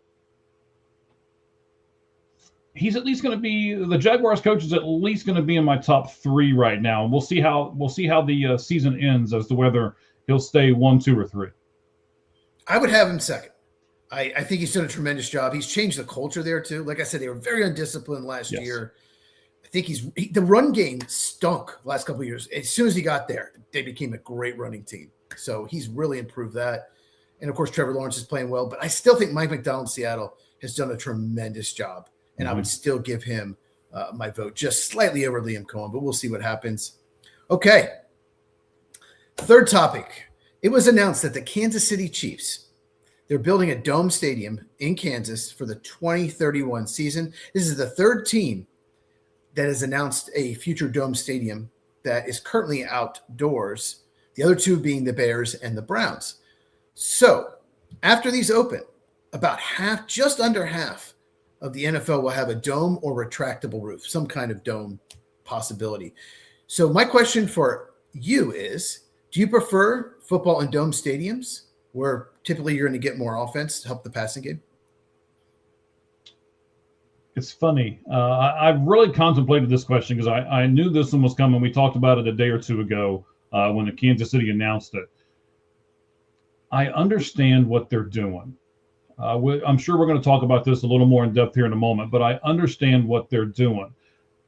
As far as do I like it because it gives me more offense, I don't really know if it does that. You know what? I'll say it this way. I like it better when it's snowing when I'm sitting on my couch watching it, but I wouldn't like it snowing if I'm in the stadium watching it. So I understand what they're doing. But I tell you what, though, there's just something about, Buffalo Bills football in January with snow all over the place. And you're just, I said it earlier, I believe when we were on, I can't remember if it was off air or on air. And we were talking about Green Bay. I'm just like, it's going to be so cold in Green Bay that it's going to make me put a blanket around me in Arizona out here in 80-degree weather. Right. So I love watching it, but I wouldn't like to be a fan in it. I don't like it. I don't think anyone should have a dome stadium. I I think NFL should be played outside. Maybe I'm old school. Maybe I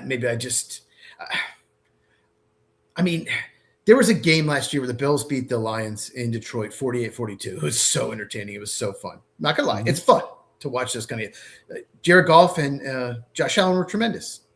And it was fun to watch. But I still like the outdoor. I still like the outdoors better, especially like playoff time. Okay, so you mentioned that. So do you enjoy the snow games? Do you enjoy watching them? I enjoy watching them, yes. Yeah, I do too. I love when it snows. There was a game, God, it's been 20 years. Ryan Grant was a running back for the Packers. I think they played the Seahawks, and he ran for over 200 yards. And you didn't even know where he scored a touchdown because you couldn't tell where the marker is. And it was just great. I absolutely love snow games. And obviously my team is an outdoor team, the Packers. Right. So I just always kind of – actually, I was at a Baltimore Raven Packer game in Baltimore years ago, and it was December, and I was up high. I didn't have a lot of money at the time for tickets. So, and it got in the upper teens, and that's the coldest I've ever been in my life. And by the time the third quarter hit, my buzz ran out too. See, a lot of those fans in Green Bay, they'll have the antifreeze in them. You know what I mean? It helps, but it was brutal, and the wind chill was probably in the ever been in my life. So, and the Packers got absolutely destroyed. Okay, last question about stadiums. Okay. The NFL? I think they want this. I think they like the weather not being a factor. Do you think they will eventually require every team to build an indoor stadium? Like if you're building a new stadium, they'll say you have to make it indoors or retractable. No, I don't think they'll do that. So it's funny. I've got two guys at work that are Packers fans as well. And we were talking about this earlier. So my thing, and I'm going to bring it up to you now, is I'm banking there's already some kind of an agreement between Kansas City and the NFL that once Kansas City builds that stadium, they will host the Super Bowl soon thereafter, right? And they're looking at it as money. They're looking at it as revenue. And that's where I understand this concept from. Cleveland's in the same boat, right? Cleveland's never going to have a Super Bowl if their stadium is not some kind of dome, right?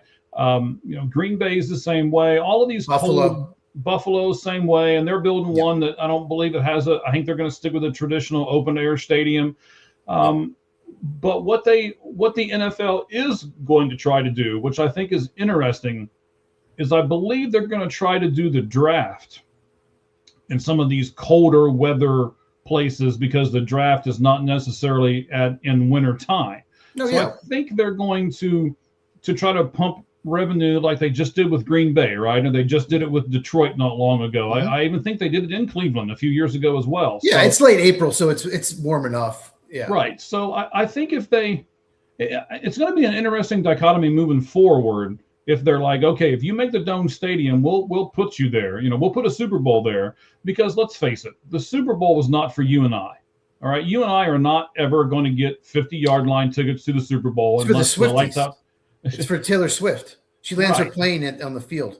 Absolutely. Yeah. I mean, unless we become really, really famous and everybody knows the Lights Out Sports podcast, which could happen. They need to invite us. They need to invite us to Super Bowl, and we need a vote. We need to be able to vote for MVP, Coach of the Year, and stuff like that. We need votes. Yes, and we need to knock out the Pro Bowl. Anyway, so it could happen, but those tickets are not for you and I. Those tickets are for wealthy, and businesses that get them and give them away and stuff like that. So none of those people want to be cold. I mean, if you looked at Taylor and said, okay, all right, Taylor, we're going to have the Super Bowl at in Green Bay this year. We want you to do the halftime show. She's going to be like, no. Make somebody else get out there and freeze their buns off, but not me. Even if Green Bay had a dome, they wouldn't. The city's not big enough to host a Super Bowl. It can do a draft, but not a Super Bowl. They'll never get it. But I think there are two teams that will never, ever do a dome. Two for sure, and that's Buffalo and Green Bay. There's no way. Their fans actually tailgate, and they love it. They, believe it or not, they love it when it gets below zero and the cold games. Like I said, Packer fans will get up at 6 a.m. They will for a Sunday night game, and you can see the parking lot. They're grilling brats, and they start drinking as soon as they start drinking at 6 a.m. and they drink all day. That's dedication not all, right there. Some of them do that. So, yeah, I don't think NFL will require, but like you said, they will encourage it. I think they like dome stadiums, and like you said, if you have a dome stadium, it doesn't matter where you are, you can get a Super Bowl. Right. And Okay. I mean, just before we move on, right? So out here in Arizona, we've got all these dome stadiums out here, right? So you got Chase Field that has a dome stadium on it, has a retractable roof. You've got State Farm Stadium. It does the Cardinals out here that has the roof on it as well. And not only are they hosting games, but they're both hosting college football playoff games. One's a bowl game. The Rate Bowl is going to be at Chase Field in a baseball stadium, but it's a nice warm weather spot with a dome on top of it. Why not, right? And I think that you're going to see venues, they can make extra money by doing stuff like that, get extra sponsorships, and get more TV time and things like that. So out here where it's 115 degrees in the shade, sometimes it's nice to also have a dome stadium and just pump that thing full of air conditioning. In baseball, it's different. You play it in the summer. Teams like Miami, Houston, Arizona need dome stadiums. I think Atlanta should. I went to a Braves game once in August. Never again. When I lived not far from Atlanta, when I lived in Tennessee, I could drive there. I would never go. I stopped going after June 1st. It's just too hot. I like to go to day games. I prefer going to day games. So me too. I love day games. You can't go to day games after June 1st, or you're just going to sit there and just drip sweat. So yeah, Arizona, Miami, and Houston have either dome or retractable if you have to. It's just too hot. You're going to lose. You're not going to get as many fans coming out. Oh God, I can't imagine in like late July in Arizona outside. That's just got to be insane. Okay, you ready for the next topic? I am, sir. Let's go. Tankathon season.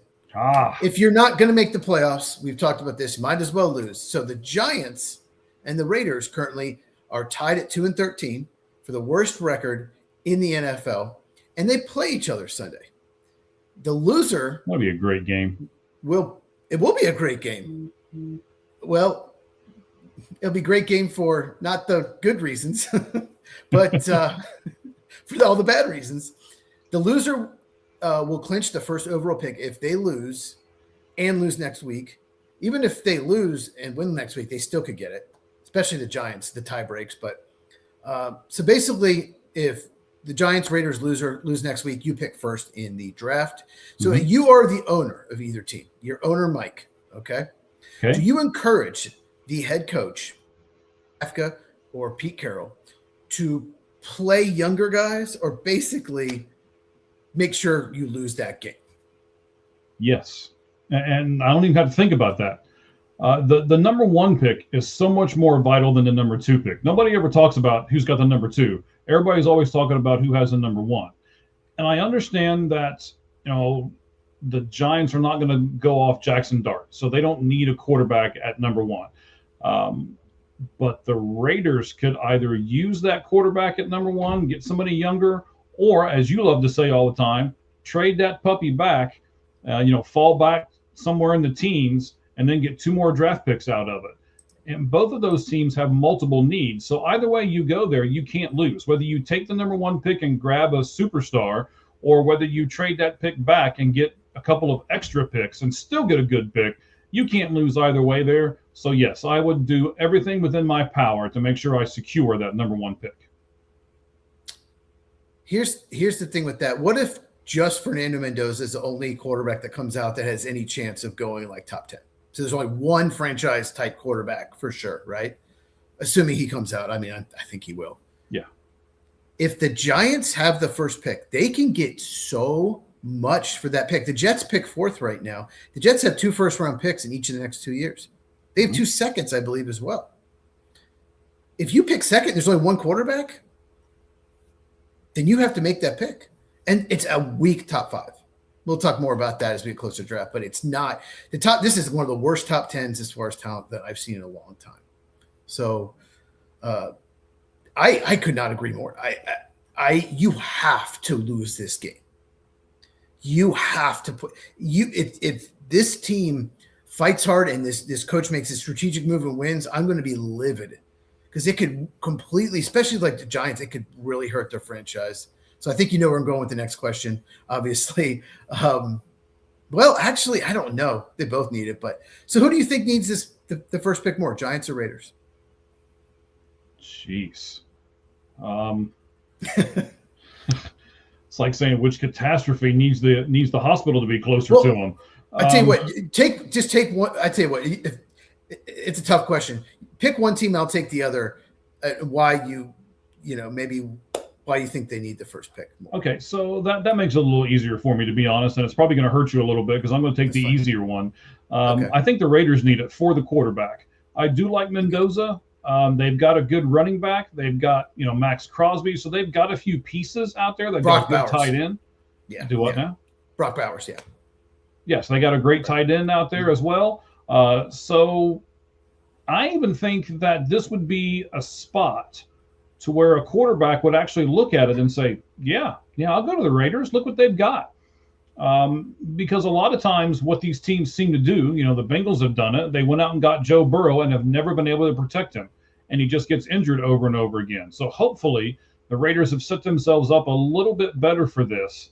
And they can go out and get a franchise quarterback, which I think, the kid from Indiana could be. I really love his enthusiasm and stuff like that. I think a lot of his intangibles on and off the field could really help his NFL career as well. So if I'm the Raiders, I try to lose, and I'm definitely going to take the quarterback unless I am completely overwhelmed by something. I'm not giving that pick up. Yeah, I was going to go the other way. So here's the thing with the Giants. Like I said, if it's just Fernando Mendoza, if Dante Moore stays, all the other quarterbacks come back, and you pick second, you're not getting anything for pick. No one wants that second pick because who would be the pick be? I mean, there's so many. There's no one in this draft besides Mendoza that it's typically a top 5 pick in any draft, in my opinion. So it's an interesting topic. Well, there's a couple of studs, but they don't play a premium position that goes that high. But a couple good edge rushers. Yeah, not as good as top 5 in my opinion. But the point I'm trying to make with Giants is if they pick second, they probably can't move back, and they need a lot. Just like the Raiders do. They need offensive line. They need almost 4, at least 3, maybe 4 new stars in the offensive line. They need another receiver besides Malik. They might be able to move down to 4 of the Jets and get Jordan Tyson at 4 and get another first, maybe a second round this year, maybe another first next year. Mm-hmm. That would be huge for the Giants. So I think the Giants, believe it or not, actually need to pick more because they need a lot because they have some huge holes on that roster. Okay. All right. That Where concludes the NFL segment. Oh, that includes the NFL. See, we're not used to concluding the NFL segment right here because usually this is the last one. That's very interesting how we did that right there. So, yes, we're going to say talk some college football. Yeah, we're going to say goodbye to the NFL and hello to the college football. And we're going to do it right now as we change backgrounds. And we got to give some music to it because why not? It's college football, ladies and gentlemen.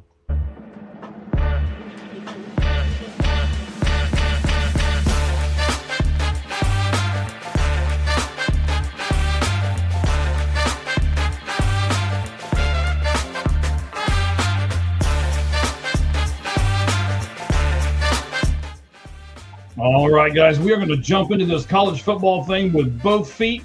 Let me tell you exactly what we're going to look at today. We are going to look at the college football playoff games. We're going to play a little bit of either or, something we've never done before. I kind of made this up as I was doing the notes and stuff for it today. We'll see if you guys like it.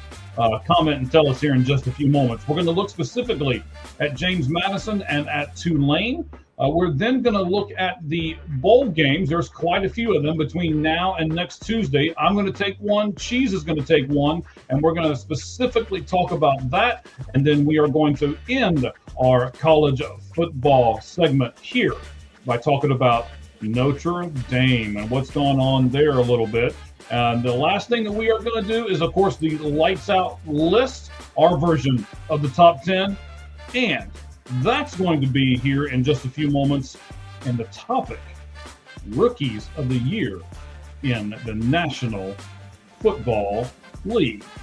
But before we get to all of that, let me give a few seconds shout out to Battle Bites. You can go to fuelyourbattle.com and use the code AllGlovesOff10. That's AllGlovesOff10 at fuelyourbattle.com. And you can get these great jerky bags and get 10% off of them. And not just the first time, every single time by using our code AllGlovesOff10. It's great for muscle recovery. It's got 26 grams of high quality protein and low carb clean ingredients. It is premium brisket and natural spices. Plus, one of the great things that we love about it here on our show is that they do 10% of all their profit to the Wounded Warrior Project. So 100% brisket, 1 gram of fat, 25 grams of protein, only 180 calories, and they've got several flavors: Reaper, Original, Sweet, and Spicy as well. So once again, go to fuelyourbattle.com and use our code AllGlovesOff10. All right, let's put everything else back on there. There we go. And we are set for the college football spread offense. All right, Cheese, let's dive into this. We're going to start off, of course, as we said, with the college football playoff games. We're going to play a little game of either or. And here's how we're going to do that. James Madison versus Oregon. So when James Madison had 509 total yards, they got 23 first downs and no turnovers, and they did score 34 points. I didn't think they would give us anything near that. Were you impressed by their offensive output, or most of those stats were accumulated when Oregon already had the game won and it doesn't matter? Which one would you pick? I watched until it was 34-3, maybe 34-6, and then the Packer game came on. And I had it on the other TV, but I was so I was watching on the commercials. But, yeah, I mean, it was a slaughter. They came out. A lot of it was garbage time. They were moving the ball, though. They were. Had trouble scoring. Dan Lanning came out, was not happy with the performance. Oregon got complacent. They got up, and they just kind of going through the motion. So I think it was more they accumulated after the game was won. But yeah, Oregon's going to have to play better defensively going forward. But I think it's the latter. Okay, so I mean, I was impressed with what James Madison was able to do. We'll talk about it here in a moment. I think I have a solution to some of this, and we'll discuss it as we get closer. But 509 total yards against Oregon's not bad. But you know, the problem was the points that they allowed Oregon to score. That was bad. So yeah, they couldn't stop Oregon. Yeah, absolutely not. So let's move on to the Texas A&M versus Miami game. And I'll say this, buddy, when you only score 3 points and you commit 3 turnovers, it's hard to win, even at home. And I was just stunned by the 10-3 score. So were you more stunned by the 10-3 score, or did you look at the end of the game and said, or Miami did enough to look like they belonged? I remember we on Friday we talked about this. You thought it'd be a shootout. You thought you look at the offensive numbers. Marcel Reed was awful in this game. He's been good for most games, but he's had like 3 games where he's just horrible. He was just terrible. Now, he didn't have a lot of help from his offensive line. There was a lot of pressure on him, but he made some throws. It's just like he just completely missed guys. He had a terrible interception. That game was awful. That was torture to watch. I just even Miami's offense looked terrible. They were missed. Both me with text messages. It was great. Both of these kickers suck. Neither one has a kicker. If it comes down to a kick with Ohio State, probably won't. They're not going to win. But that was torture. Just neither team looked like they belonged in the playoff at all. I'll just say that. Okay. Do Miami look like they belong? Look like they belong more in Texas A&M. Texas A&M is probably an 9-3 team that went 11-1. Probably not one of the 12 best teams. I don't know what happened to their offense, but it completely collapsed. Wow. So you're going to say Texas A&M did not belong in the top 12? Well, I said they do. They're 11-1. I'm saying is they're not a top 12 team. They're a 9-3 team that happened to go 11-1. They beat Notre Dame by 1 point, beat South Carolina by 1 point. You know, they really weren't. They were much better early in the year than they are now. They just awful in that game. Okay, it was at home. You can't 3 points. Yeah. You told me Miami scored 10 points. I'm like, wow, A&M. They won 31-10. Nice, right. You know. And I don't know what happened to Marcel Reed. I know he's under pressure, but God, he was shit. All right, so let's move on to Alabama, Oklahoma. Which statement do you believe is more true? Either Alabama beat themselves or Alabama proved they deserved to be in the college football playoff. Or excuse me, not Alabama beat themselves. It should be Oklahoma beat themselves. There we go. Or Alabama, they deserve to be in the college football playoff. I'll say this: Alabama was down 17-0, and then they played tremendous. They got off to a horrible start. I got to give them credit. I think they proved they deserved it. They were outstanding after that, and Kalen DeBoer, you could see he was so pissed early on, and they just dominated the game the last 3 quarters, basically. So, I think they proved they belong, believe it or not. It's amazing that they played so well, considering how bad they played against Georgia like 2 weeks before. What do you think? Yeah, well, I remember when we were doing stuff live. I mean, I'm not a conspiracy theorist, and I know you pretty well by this point. Neither are you. But when the punt got muffed, and then they did a couple other questionable things. Pick six. We were kind of looking at each other like, wait a minute, what's going on here? But because we were teasing with each other, and if you guys didn't get a chance to do it, we did a watch along. We're going to do some more watch alongs later on in the season, so just stay tuned to our at All Gloves Off SM on X, and you'll be able to find out exactly what we're going to do and when we're going to do it. We'll give you a few days warning as far as that part goes. We'll discuss it probably after the show today, and then we'll be posting some stuff up here in the next 24 to 48 hours. So we were looking at each other like, oh man, this is going to be another terrible game that you and I are going to have to do. We're going to have to start scrambling for time, all of that. But to be honest with you, I like the watch-alongs because I love to be able to talk about different things during the commercials and all of that. It's like a game and a podcast kind of smashed into one, and I love it.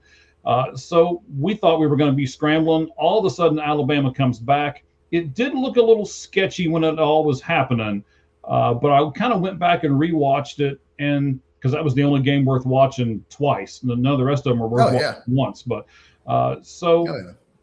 Alabama did do a great job. They made some great second half adjustments, and Oklahoma just did absolutely nothing. So I'm not sure if they proved to me that they belong to be there.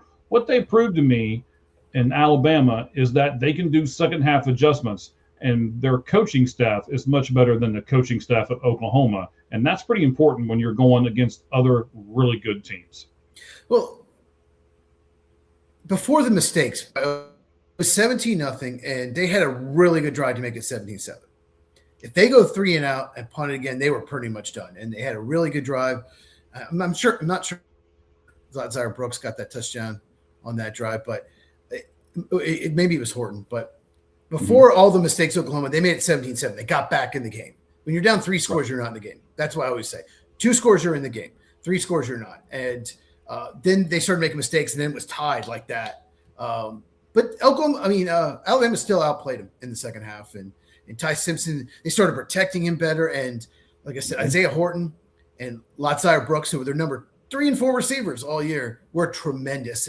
They took advantage of the matchups. Their depth at receiver, they absolutely took advantage of. That's going to be that could be a big problem for Indiana. Can they match up with all those receivers? If Alabama does pull the upset, that's probably the reason, is because they have 4 NFL caliber wide receivers. And the other thing that you really pointed out was that they started overloading the left-hand side of the offensive line. Like they found something, and they just kept doing it over and over and over again. Oklahoma couldn't stop them. So they made a really good change on the offensive side of the ball, and they made a really good change on the defensive side of the ball. So again, that just tells me that their coaching staff is pretty complete, and someone somewhere is pretty darn smart. And Oklahoma, I don't think Alabama can be counted out now in any of these games because of what they showed us versus Oklahoma. Let's move on to Ole Miss and Tulane. And just real quick, just mention Mateer didn't handle pressure well. He missed some throws. He just did not play well, especially in the second half. John Mateer, quarterback. Remember we saw him doing the sidearm thing and all of that. And his mechanics are terrible. He needs to go to Manning camp. His mechanics are all over the place. And they overload that side, and they knew he just didn't handle pressure well. He's a great scrambler, unbelievable at that, but his passing was terrible in the game. All right, so Ole Miss Tulane.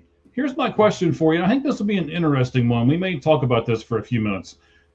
Either Ole Miss has proven that they can win without Kiffin, or do we need to wait until they play better competition to say that? I think we need to wait. That game was obviously it was a blowout, but Tulane was moving the ball, and then they get to like the 40 and either turn the ball over or they got stopped. They were moving the ball. They just couldn't get it in the end zone. They couldn't score. So the Ole Miss defense worries me a little bit. I just against Georgia, yeah, we'll see. I'm not going to pick and win.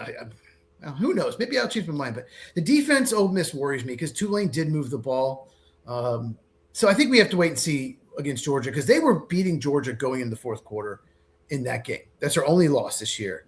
And then Georgia had an amazing fourth quarter. So I think we still have to wait and see how they handle Georgia. What do you think? Okay. No, I'm with you. I think we have to wait. This is going to be a really intriguing matchup for me because I said it and the first time we talked about this, which was, I picked Tulane to win this game, as you may remember, and I'll bring up, that I was wrong here because I thought that I wasn't convinced that without Lane Kiffin they can do all of this stuff, and I'm still not. I just thought Tulane would score more. And as you said, they went up and down the field, but they just couldn't seem to score. They kept shooting themselves in the foot. So a team like Georgia, a team, all these other teams are not going to do that. So it's going to be interesting to see how Ole Miss responds when a team doesn't self-destruct like what Tulane did. And they couldn't stop Lacey, the running back, or Chambliss, the quarterback. They were both tremendous. They couldn't stop them. You predicted, by the way. Thank you. Yeah, it's just right away. I mean, they scored like 2 plays to start the game. It was like 7-0 with like less than a minute to start the game. 2 huge plays. They were down so quick, so early. So whenever that happens, it throws your game plan off. All right, so I'm going to do a few questions just directed toward James Madison and Tulane here for a moment. So, okay. One, was James Madison and Tulane, were they overmatched? Would you agree with that statement? Yeah, they don't have especially on the defensive end, they don't have defenses that can stop top 10 teams. They just don't. So I like that they were able to move the ball. The total yards was good. The scores were terrible, but they were overmatched defensively. Absolutely. All right. So James Madison played well, but them playing well was still not even close to beating Oregon. Would you agree with that statement? Correct. Okay. These are pretty easy ones. We're cupcaking these here for you for a second. So thank you. Yeah, you're welcome. Give your brain a little break here. Yeah. I don't want to mess up that beautiful hair or anything, right? So there's a huge difference in the type of football played and the type of athletes playing it between the Power 4 conferences and the Group of 5 conferences. Would you agree with that kind of longer statement? Yes, I would agree. There's a big difference in athleticism, not necessarily size. I was surprised. I looked at rosters for JMU and Tulane, especially I was looking at JMU. I really thought JMU might, maybe their linebackers are 215 or what. No, it really wasn't the size. It was the athleticism that was the difference. All right, so here's what I'm going to propose. And I want to see if you, and I'd love to get some comments from our fans as well here to see if they agree with us. I believe college football should be divided into the Power 4 conference, and then they should have a tournament to determine a winner, and then they should divide it into the Group of 5 schools, which should have a tournament to crown a winner for them as well. Equal competition, playing against each other, and the games would be much better, much more entertaining. It's kind of, with an equal reward for each one. And I'm going to assume it and compare it to the NCAA basketball tournament. So you got the NCAA and then you got the NIT. If you put all the NIT teams in with the NCAA teams, some of those games would just be terrible. And that's what we got this past weekend. So I would do a Power 4 conference tournament and then a best of 5 group, kind of divide those in half and give each of them great games, great television platforms and stuff like that, and then give each of them a reward as well. What do you think about doing something like that, Cheese? I'll say this. It was terrible watching these games. It was terrible. Alabama, Oklahoma was only watchable. It was JMU, Tulane. I mean, we could have had BYU, Vandy, Utah, Notre Dame. Much better. It would have been much more entertaining to watch than JMU, Tulane. It wasn't fun, and that's what it's about. I mean, we want to watch the best games, so I'll say that. Your idea, they will never go for it. They want someone in the college football playoff because they don't want to. Oh, they don't want it's like the JV team championship, whatever. You're right. But even if that is the case, why would you want to be in the Power Four if you're like a Rutgers or a Kentucky or a Wake Forest? Why would you want to be Money. money, I guess, but to win anything, you're never going to win the national title. Yeah, money, but We didn't think Indiana was going to win a national title ever either, right? that's true. Indiana, that's very true. Well, they haven't won anything yet, but Well, yes, but at least they're relevant now. yeah, they're they're the number one seed. Mm-hmm. I just don't think the G5, as they call them, the group of 5 schools, 5 conferences, whatever. I don't think they'll ever go for that. I get what you're saying, and they have FCS, FBS. They have North Dakota State, South Dakota State, Montana. Those teams, whatever, Right. have their other one, but they don't. That's what they'll see. They'll think we're not those. We're not those schools. So They're not. I mean, They're not, but realistically, they're not. they're not, but that's what they'll think that you're trying to make us. So this will never happen. And if they try to be excluded, they'll just sue antitrust law and they'll win from what I did on the research. So Right. I get it. I get the idea, but I don't think it'll ever happen. But the main thing is JMU or Tulane, okay, but not both. And even the problem with one of them, the biggest problem I have is whoever's the 5 seed gets to play that team, and they get basically a glorified bye week. Yeah, they really do. 100%. So the 5 and 6 seeds, like Texas A&M would have beaten Tulane or JMU. They would have. As bad as they looked against Miami, they would have still beaten. It would have been closer, but they would have beaten because they were so much more athletic. And I would have loved to seen Oregon and Notre Dame, or Ole Miss and Virginia, BYU. or BYU. BYU, or Yeah, absolutely. Would have been much better game. Yeah. All right. So between now and next Tuesday, when we have our next show, our next scheduled show, we might do something in between there, but we'll talk about that kind of off air, and then we'll talk to our fans later on during the week. So there are several bowl games. Let me rattle off the bowl games really quickly, and then I'm going to talk about one, and you're going to talk about one, and then we'll move on to Notre Dame here. So Scooters Coffee Frisco Bowl is 9 p.m. On, I believe it's Wednesday, UNLV versus Ohio. No, that's actually tonight, I think. It's going on right now. Yeah, it's going on right now. That's how much I really know about it. So that's, okay. Update. Wednesday, I got an update. No one scored in second quarter. Go ahead. Give me the score. No one. There is no score. Second quarter. Okay. That's going to be, it's a great game. Ohio's coach is not coaching. Anyway. All right. Yeah, he's done inappropriate things. But anyway, go ahead. Yes. He got fired. The second one. So, yeah. It keeps happening. Anyway. All right. Wednesday, on the 24th, you got the Sheraton Hawaii Bowl, 8 p.m. on ESPN. That's Cal versus Hawaii. On Friday, you've got the Game Above Sports Bowl, 1 p.m. ESPN, Northwestern Central Michigan. Then the Ray Bowl here in Arizona, 4:30 on ESPN, also on that Friday. I may go to that game. I haven't quite decided. Minnesota versus New Mexico. The ServPro First Responder Bowl, 8 p.m. on ESPN. Also on the same day, Florida International versus UTSA. On Saturday, the 27th, is the Go Bowling Military Bowl, Pittsburgh versus East Carolina, 11 a.m. on ESPN. Then you've got the Bad Boy Mowers Pinstripe Bowl on noon, ABC, Clemson, and Penn State. You've got the Wasabi Fenway Bowl, 2:15 on ESPN, Army and UConn. The Pop-Tarts Bowl, 3:30 ABC, Georgia Tech, BYU. The Snoop Dogg Arizona Bowl, 4:30 on the CW. Yes, that's right. Fresno State versus Miami of Ohio. The Isleta. Sure. New Mexico Bowl? Yeah. Yeah, the New Mexico Bowl. Just the New Mexico Bowl is fine. Yeah. There you go. That's fine. 5:45 ESPN, San Diego State, North Texas. The Tax Slayer Gator Bowl, 7:30 on ABC. Virginia versus Missouri. And then the Kinders Texas Bowl at 9:15 on ESPN, LSU Houston. Then the last one, Monday, December 29th, you have the J Lab Birmingham Bowl at 2 p.m. on ESPN, Georgia Southern versus Appalachian State. I am going to talk about the Bad Boy Mowers Pinstripe Bowl, but Cheese, which bowl game are you going to choose to tell our fans a little bit more about?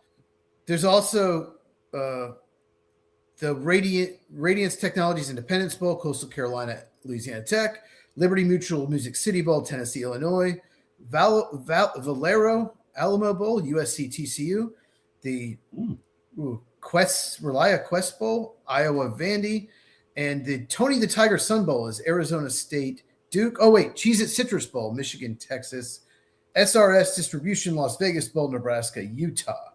So wow. There were a few more. I think you stopped at December 30th and you just like, no more bowls. I'm done.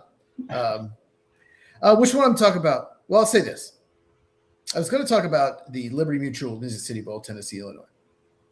But I'm not. By the way, that the over-under is 61.5. It should be 101.5.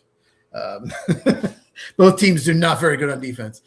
I'm going to talk about the Tax Slayer Gator Bowl. What are you going to talk about? I'm going to talk about the Bad Boy Mowers Pinstripe Bowl. Who wants to go first? You or me, bud? Go ahead. All right. So the Bad Boy Mowers Pinstripe Bowl is noon on ABC. That is on this coming Saturday, the 27th. It's Clemson versus Penn State. Clemson finished the season 7-5, and of course, Cabe Klubik finished with 2,750 yards, but he only had 2 receivers with over 500 yards, 2 guys with over 5 sacks, 3 guys with over 50 total tackles, and 1 running back with over 250 yards. So Clemson, Cheese, was a disappointment all around. If you move on to Penn State, pardon me, if you move on to Penn State, Drew Aller only played in 6 games and only passed for 1,100 yards and 8 touchdowns, when last year he did 2,984 yards and 21 touchdowns. So that's one of the reasons why Penn State was at the 6-6 record that they are. Penn State did not have a receiver with over 500 yards all season. No one got over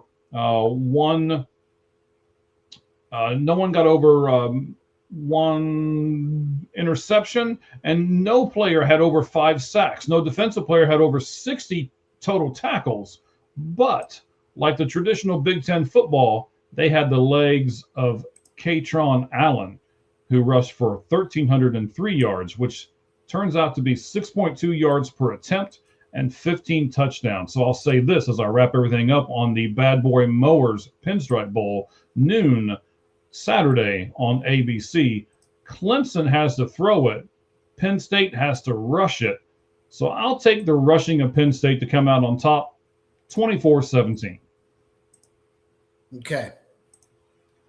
I've changed my mind. I'm going to do the Radiance Technologies Independence Bowl between Coastal Carolina and Louisiana Tech. 2 teams that I'm sure you know so much about.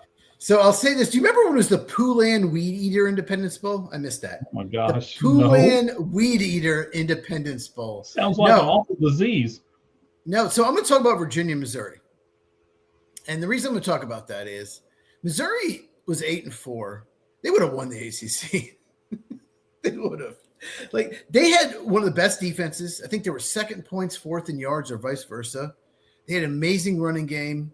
Didn't have the best, passing situation. Otherwise, if they had a really good passing game, God, they would probably be in the playoff. I think people just kind of slept on Missouri. No one really talked about them much. Ahmad Hardy led the SEC in rushing. 6.5 yards a carry, 16 touchdowns, 1,560 yards. He was incredible. And, Missouri basically just lost to the good teams on their schedule. And that's why they went 8-4. They lost to Alabama, lost to Texas A&M, lost to Vandy, and lost to Oklahoma. Except for Vandy, 3 playoff teams in Vandy, who is a top 15 team. That is their 4 losses. That's their biggest issue. But they just couldn't score against Oklahoma. Scored 6 points. On the other side, Virginia. What can we say about Virginia? So Virginia should have been in the playoff. They played so bad against Duke. I don't think you could play as bad, and they still went to overtime. Or otherwise, they would have been playing Ole Miss. Yep. And would have gotten killed. But I think Missouri rolls in this game. I don't think it's close. The only thing with Missouri is, okay, Damon Wilson is expected to play. They have two really good edge rushers. Damon Wilson the second. He is expected to play, according to this. I think he's going pro. A lot of people who go pro, by the way, if you're watching, don't play. And Zion Young, their other edge rusher, got a DWI. Okay. So apparently it's not been decided if he's playing or not, if he's going to be disciplined. So that's something to watch out for. If they both play, yeah, I definitely think Missouri wins by a ton. They're just a lot better than Virginia. All right. So we talked about two of those bowls. I didn't want to get into it and talk a whole ton about them. But what I do want to talk about here for a second, and I can't wait to get your opinion on, is one specific team. That is the Fighting Irish of Notre Dame. Notre Dame has now canceled series with Michigan, Michigan State, and as of yesterday, USC. So I'm going to use that as the backdrop and then ask a few questions here. Do you think, Cheese, they're doing this because they are not being made to join a conference? I don't. Okay, so here's the thing with USC. I looked it up. So basically USC, because they're in the Big Ten and it's just a really tough schedule, they're trying to play that game the first game of the year. They want to play it early. And Notre Dame wants to play it the last game of the year because Notre Dame can put a cupcake because Notre Dame picks their schedule. They can put a cupcake right before it. And USC is like, we might have to play Washington or Indiana or Michigan the week before. And you can put whoever you want right before, you know? So Notre Dame wants to play it late in the year and they have more control of the schedule. And USC has a problem with that. So Notre Dame says USC pulled out, you know, USC says Notre Dame pulled out. Okay, whatever. But that's the issue. Yeah, I side with USC. Notre Dame, when you're not in a conference, they play 4 ACC teams. Okay, maybe they can't pick that schedule. Maybe I don't know what control, but the rest of they can pick their schedule. So they can put whatever they want in front of it. And I'd be frustrated if I was USC. I hate that they're not playing. There's a huge rivalry. It's been going back to forever, probably 100 years they've been playing. It's a huge rivalry. One of my really good friends, Jeff, from high school, Jeff Page, lost touch with him, but he went to Notre Dame and he hated USC. There's no one he hated more than USC. That game was huge for him. So I hate that they're not playing Michigan every year. If they had played Michigan instead of someone like Purdue or whatever, they would have been in the College Bowl playoff. That win would have meant something, and they would have had to win. That win would have meant something. So not playing those teams, I think, hurts them. Yeah, that's what I mean as far as not being in a in a conference. We said if they would have just been in the ACC, they'd be there, right? It's their own darn fault. They would have beaten Virginia. Sorry. Yeah, I don't feel sorry for Notre Dame at all. I think it'll be interesting. We'll talk about this later on. You know, is Marcus Freeman going to stay there, or is he going to go to the NFL? I think that's an interesting topic for a week or two down the road.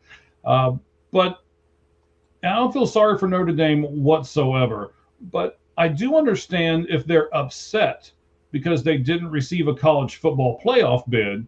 And now they're just like, well, shoot, we're not going to get a college football playoff bid anyway. So what does it matter who we play? Do you think Notre Dame has an argument on that end of the spectrum?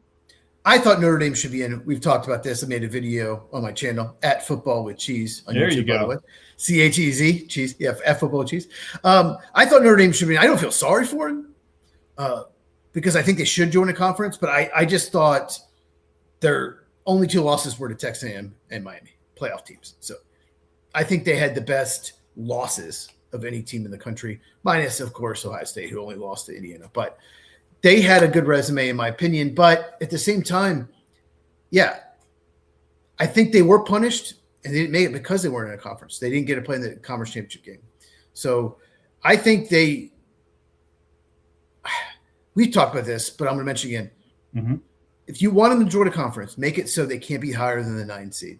Right now, they can't be higher than the 5. They can't get a bye. Make it 9. Trust me, if they're undefeated, 12-0, and they're a 9 seed and have to play a 10-2 team on the road and then lose, their fans will be livid, and they will join a conference. I'm more mad at the ACC than anything. They should not let them be in everything but football. But That football, gives yeah. them an out. They play 4 games, but they're not. That gives them an out. And then Notre Dame needs it for the minor sports, but they don't need it for football because they have the NBC contract. So Right. I just wish they would join. And I think UConn and Notre Dame are the only independents left. So I wish they'd join a conference. Okay. And you know what? They should join the Pac-12. That would make the Pac-12 interesting if they had one good team out of the Pac-12. That's, the Pac-3. That's what they would be then. So now the Pac-12 is going to have some teams join, I believe, next year, and they're going to build themselves back up. It will be interesting to see what they end up doing.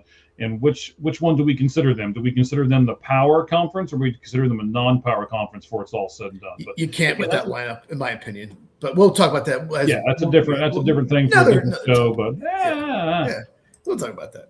All right. So I want to say this before we wrap up this college football thing here. I want to give our fans some great praise right now. After our watch along on Friday of last week, we put up some shorts. There was I believe 8 of them. And you guys really responded by watching them and reposting them and everything else. And we certainly appreciate you guys. I put out a tweet earlier in the week, 6,500 views on those 8 shorts in 48 hours. So thank you guys very much. We appreciate everything that you guys are doing and helping us out. In fact, that you know what, that wasn't loud enough. There you go. So we appreciate you guys for doing that for us. All right, it is time, sir. We are done with the college football. We did the NFL already. We started off MLB with Ricky Logan and one half of the Red Hot Reds podcast. You can see that over on All Gloves Off Sports Media. Again, let's plug some things for a second before we jump into our lights out list. Not only can you see us, however you're viewing us right now, which would be YouTube. Of course, come on, Cheese. Tell us what they do on YouTube, right? With the thumbs up and all that stuff. Come on, you got that down, brother. So what you need to do is subscribe, hit the bell for notification, and if you're watching this on YouTube, that thumbs up button that looks like this, you hit that. There you go. And you tell your friends, you share this with anyone who loves baseball, college football, and NFL. We talk all 3 sports, and we will talk a lot of NFL draft. So if you are an NFL draft nerd, this is the podcast that you want. And we do a mock draft with other podcasters too. We should bring that up. We do a mock draft. Mike runs it. Me and 3 others will pick for all the teams. So, that was fun. That'll be interesting. We'll do that again this year. Can't wait for that. That'll be really great. It was great fun last year, and it'll be another really good time again this upcoming season.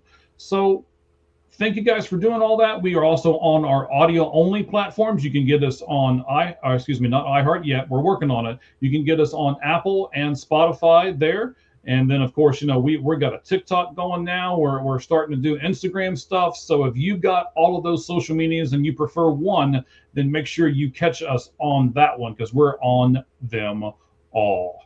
All right, guys, here we go. We are going to do the Lights Out list. Our lists are going to be so different. They always are. So they are always different. As you're bringing it up, let's talk about this list because what it is today, NFL rookies. So this is not real quick. It's not rookie of the year candidates. It's what we think are the 10 most impressive rookies. Go ahead. Okay, and that's fine. That's absolutely where we're at. Offensive and defensive. So we didn't split the categories up. We put both of them out there and open for grabs. Yes, I think this is going to be very different as far as that part goes. So while we make sure that it's different, let's change the background back to here, right? All right, that's excellent. We appreciate it. Of course, got our sponsorship there from Battle Bites down in the bottom right-hand corner. As you heard earlier, you can simply go to fuelyourbattle.com and use our code ALLGlovesOFF10 for 10% off of your order. We got some more sponsorship coming. I just got to iron everything out, and you'll be surprised to hear what we got coming down the pike, sponsoring different segments of the show and things like that. All right, buddy.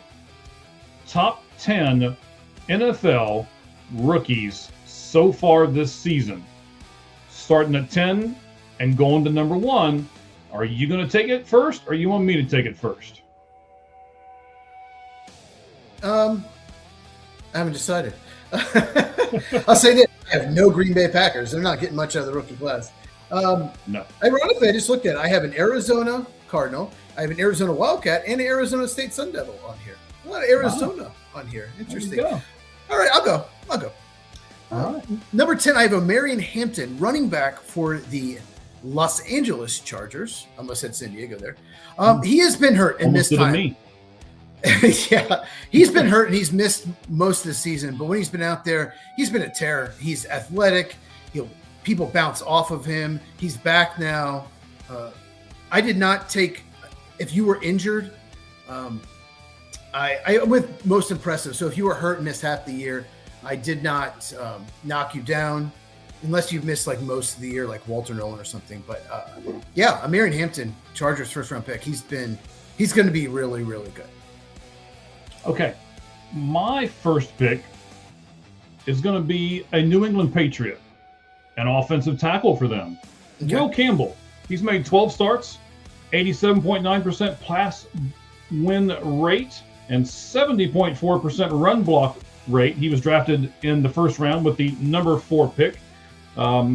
Yes, he was injured some, but one of the reasons why Drake May is doing so well is because he is protecting him. So number 10, I've got Will Campbell of the New England Patriots. I had him at 10 actually, and then I remembered somebody that would have been really embarrassing if I had put him on there. So I knocked him out. But yeah, okay. Will Campbell, I wasn't super high on him, but he's been a really good left tackle. Not great, but he's definitely improved the position. My number 9 is your team, Arizona Cardinals. I have Will Johnson, cornerback. He was coming off-season injury. He couldn't work out the combine, so he fell the second round. But he's a stud. He's going to be. He is upside of a number 1 corner. He was playing really well. I think he missed some games with injuries. I think he's played 10 games this year. But when he's been out there, he's looked really good. So Will Johnson, cornerback, number 9. All right, my number 9 guy is the only quarterback on this list. Okay. At number 9.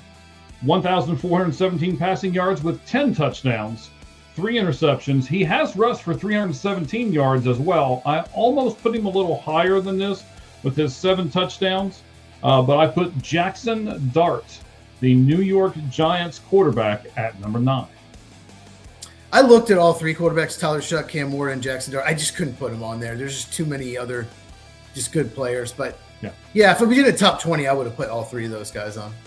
My number 8 is James Pierce Jr., edge rusher for Atlanta Falcons. He was projected to be top 15 pick. They were off the field stuff. They were talking about his practice habits, his attitude. So he fell to late first round. Atlanta traded back up in to get him. And he was actually the second edge rusher Atlanta took in the draft. And he's outplayed Jalen Walker, in my opinion. So I have James Pierce Jr., number 8, edge rusher. I'm just smiling because this list is already going to be so different. It's not funny. So you don't have any of the guys I have, do you? So no. There's going to be players that I never probably considered you have. Who knows? We'll see. Yeah, we'll see what we got here. So this was interesting to do some research on this. There are some players who were doing quite well. A little bit. Some of the teams that are not great teams or whatever, but they still got good players. In fact, I'll tell you right now, I have 2 Cleveland Browns on this list. So. We'll get to both of them here in just a little bit. You have one? I almost put 4. I put 3 tight ends in this. I had probably 4 tight ends in my top 15, but I have 3 tight ends in this list. But anyway, go ahead. It's interesting. So interesting that you say that because my number 8 guy is a tight end. Oh, I have 2 Browns, by the way. Sorry. Go ahead. Okay. I have 2 Browns. I just saw that. Go ahead. Cleveland is so insignificant. We don't even know how many of them we got on our list. So I just don't even know who I put on my list. It's great podcasting, sir. And it's bravo for you, sir. I'm never complimenting you again. I did it earlier, and stop it. Your hair is fine. Okay, stop. You can just shave it all off like I do, and you don't have to worry about it. Yeah. No, you're not to that point yet. Okay, you have a tight end at number 8. I do. He's like, are we ever going to get back to that? Back to the list. All right. 31 receptions, 406 yards, and 3 touchdowns. He was taken with a number 10 pick in the first round. He is with the Bears, and he is Colston Loveland, the tight end for them, and I have him at number 8. More on him later. My number 7 is a Cleveland Brown. Okay, his name is Carson Schwetzinger, linebacker. He's the first pick of the second round. He's just been great, consistent all year. He really hasn't had a bad game. He makes the tackle. He's good instinctively. He can blitz. He's just a good all-around player. He's never going to be like, Luke Kuechly or anything, or Ryan Urlacher, no one like that. But he's just a really good player and has helped their defense. All right, so you and I are always, especially a lot more you than I, but you're getting me to this point of understanding how good the lines have to be, whether it's offensive line or defensive line. And in my number 7 pick here, I selected a lineman, and I'd have probably never done this in the past because this is not something that I really look at. We're after the flashy players, the quarterbacks, the receivers, the running backs, and they're all the guys who get all these awards.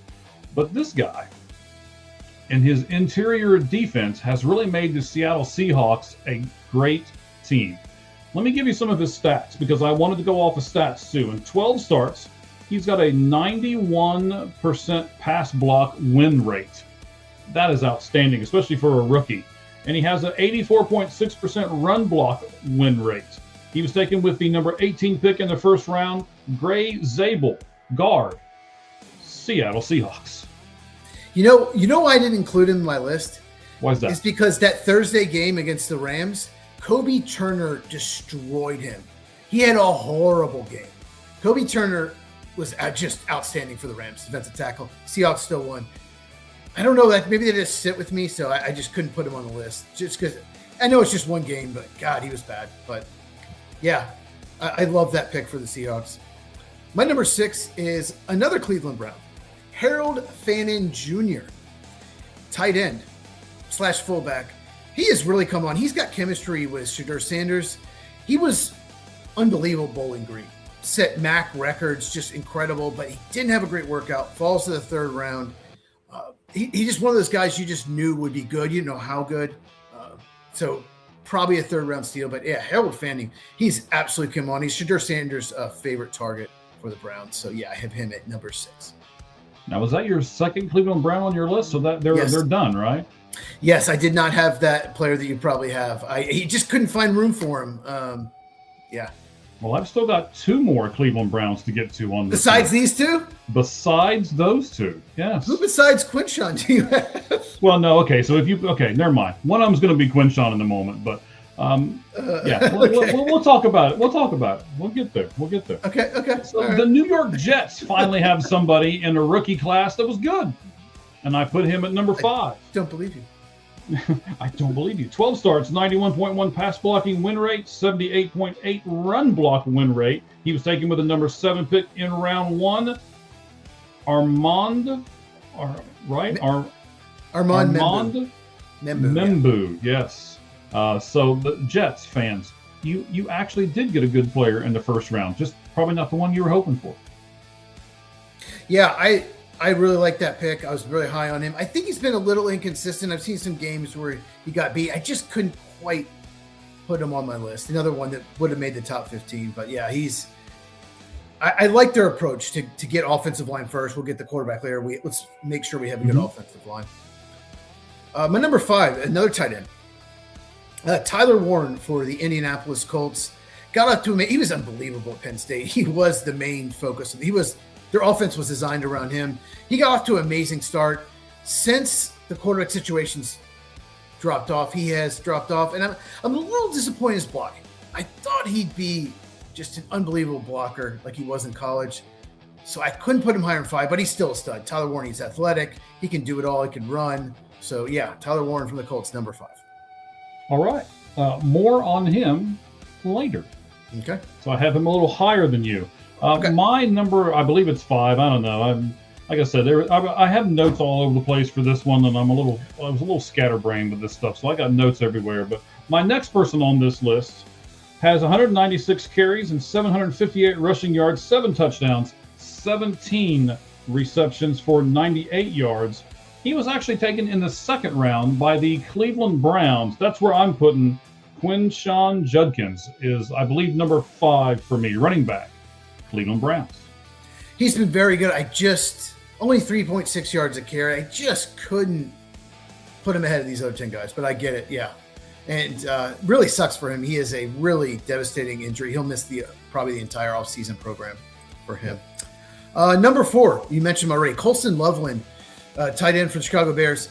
I was very high on him in the draft, but I was higher on Warren. I was actually trashing the Bears for not taking Warren, but I think Loveland's actually had a better season slightly. I think he's really impresses me is his blocking, which he didn't do very well at Michigan, but I don't know if it's Ben Johnson, I don't know if they're motivated, but his run blocking has actually been impressive when I go back and watch the Bears games. And he has really come on. He was kind of banged up early in the year, but he is a weapon for them. He can stretch the field at tight end, and he's got a great future. So number 4, Colston Loveland, tight end Bears. All right. I've got him on this list too, so I can't knock that too much. 3 tight ends in a row for me. Okay. Yes. Yeah. Fantastic job there, sir. No more tight ends. No more time. Are you sure? Got some receivers coming up. Got some wide receivers. Got some receivers coming up. Yeah, I got some receivers coming up. Yeah. All right, so I do have a tight end right here, number 4. You mentioned him earlier, Tyler Warren, 58 receptions, 684 yards, and 4 touchdowns, taken by the Indianapolis Colts in round 1 with the number 14 pick. And he is 4th on my list of the best rookies so far in this NFL season. All righty. So my number 3, it's your boy. You love this guy. He got hurt, but before he got hurt, I'd love to have him higher, but I'm with you. Cam Scatterbo. So 4th round pick. He should have gone the 2nd round. We talked about this multiple times. We talked about it in the draft. I had him as the 4th best running back in his class. Absolutely ridiculous that he fell because he ran a great 40. So what? But he runs people over. He can catch. He beat out Tyron Tracy. Tyron Tracy's played outstanding since Cam Scatterbo got hurt. Tracy was good as a rookie. The fact that he just took over the job should say a lot. But Cam Scatterbo before he got hurt was just awesome with that bad offensive line. So hopefully he's healthy next year. Great pick for the Giants. Number 3, Cam Scatterbo. Running back. All right, so I'm looking at our stuff here. We are, by the way, we follow over 7,800 people. The Lights Out Sports Podcast. Number 1 right now with all of our ex-people. So we appreciate you guys making us number 1. Tyler Warren was my number 4 guy. I want this guy to be higher. Oh, and by the way, I couldn't do it because of how much he's been injured. Number 11 for me would have been Cam Scatterbo. I don't have him on this list. Yeah, I just couldn't knock him down. He was so good before he got hurt. I know. But my number 3 person, the guy whose name I love to say, Ibuka. It's Emeka Egbuka, wide receiver, Tampa Bay Buccaneers. 52 receptions, 791 yards, and 6 touchdowns. He was taken for the 19th pick in round 1. I sang his praises for the entire draft. I wanted one of my 2 teams to take him. They never did. He goes to Tampa Bay, and he has shown, even though he was injured, man, that first part, when he broke onto the scene, Emeka Egbuka, we thought he was going to run away with Rookie of the Year until he got hurt. So I can't give him number 1 as much as I want to, so I gave him number 3, wide receiver, Tampa Bay Buccaneers, Emeka Egbuka. More on him now. My number 2 is Emeka Egbuka. In the first half, he was Rookie of the Year. He's been tremendous, great route runner. It's like he had instant chemistry with Baker Mayfield. And then when Mike Evans and Chris Godwin came back, it's like they haven't always been on the same page. His place dropped off a little, so I would have had him 1, so I dropped him to 2. But he's still tremendous after the catch. He's just such a good player. I don't know if he has Hall of Fame upside, probably not, but he's just going to be really good for many years. So yeah, number 2, Emeka Egbuka. I'm sorry. What was his name? Emeka Egbuka. But a lot of people have trouble with his name for some reason. A lot of people in the media, not important people like us, like those idiots. No, absolutely not. By the way, just so everybody knows, we got some breaking news here. So the 2-game suspension for Steelers wide receiver DK Metcalf has been upheld. He will miss the Yes, rest of the season. And they better hope they beat the Browns, because if they don't and he misses the Ravens game, they blow the division. Now, I'll say this. The Ravens do play the Packers. If the Packers win, Steelers are in, no matter what.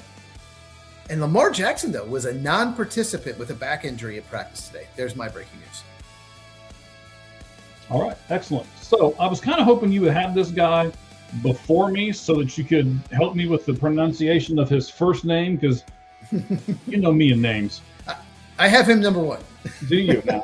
Yes. Okay, so I do not. I have him number 2. And the person that I have at number 1, you have not said his name. I have no idea who it is. Okay, well, you should know what team he's from.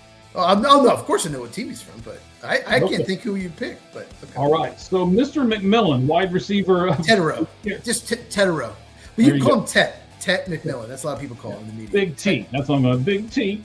Arizona. That's your boy, Arizona Wildcat.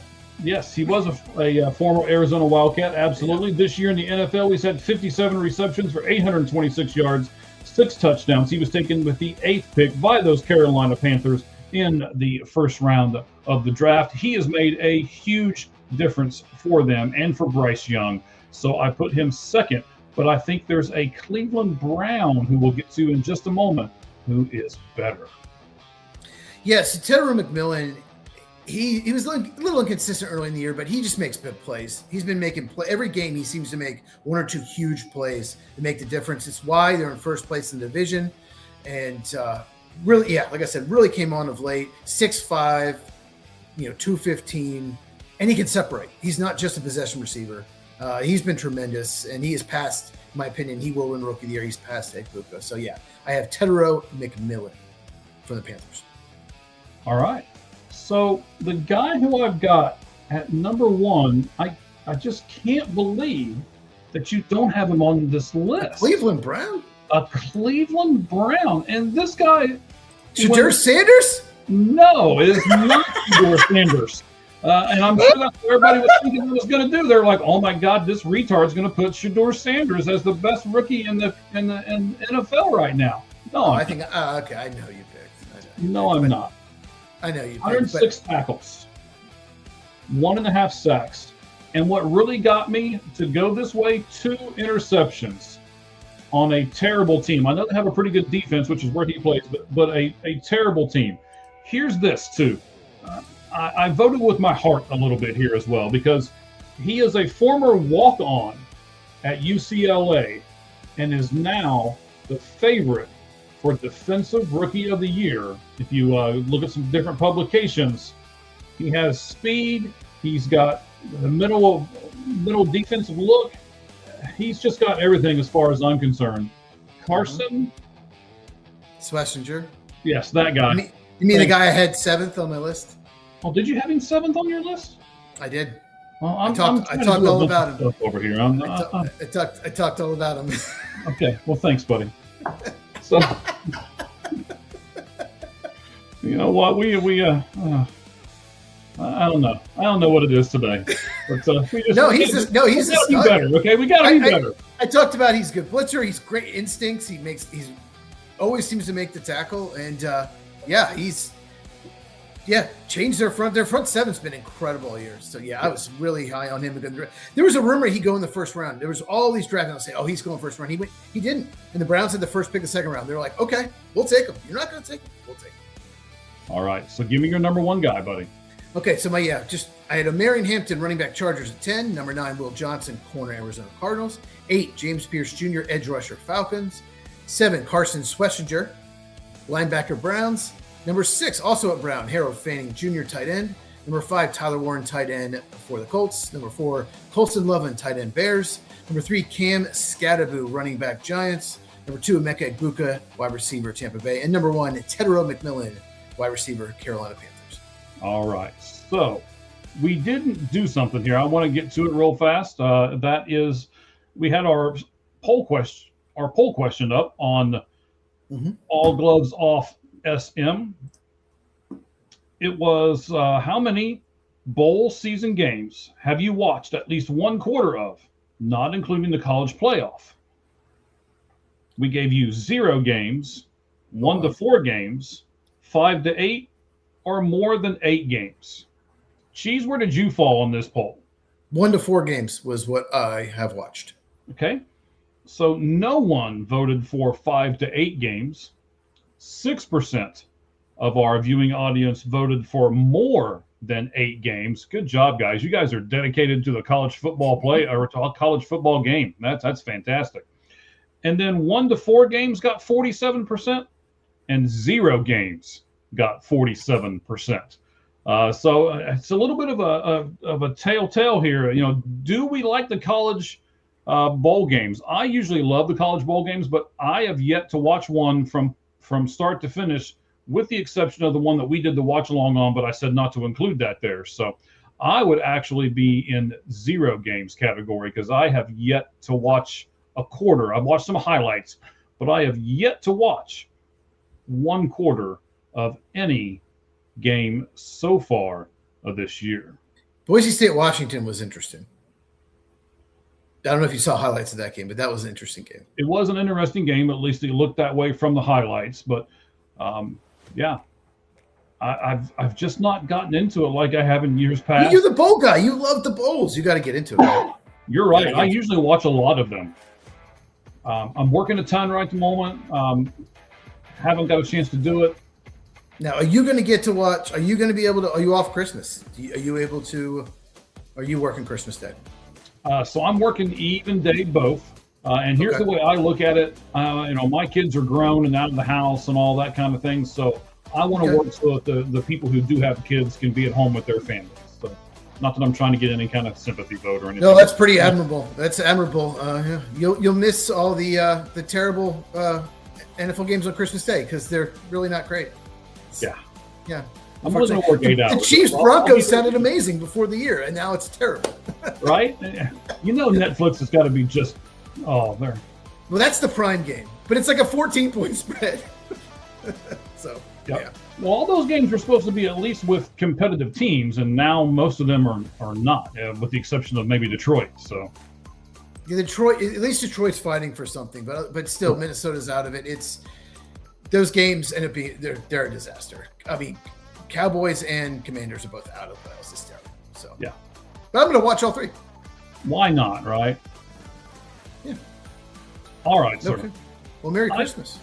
Merry Christmas to you on this edition of the Lights Out Sports Podcast on Christmas Eve with Emeka and everything else with us. So we appreciate it.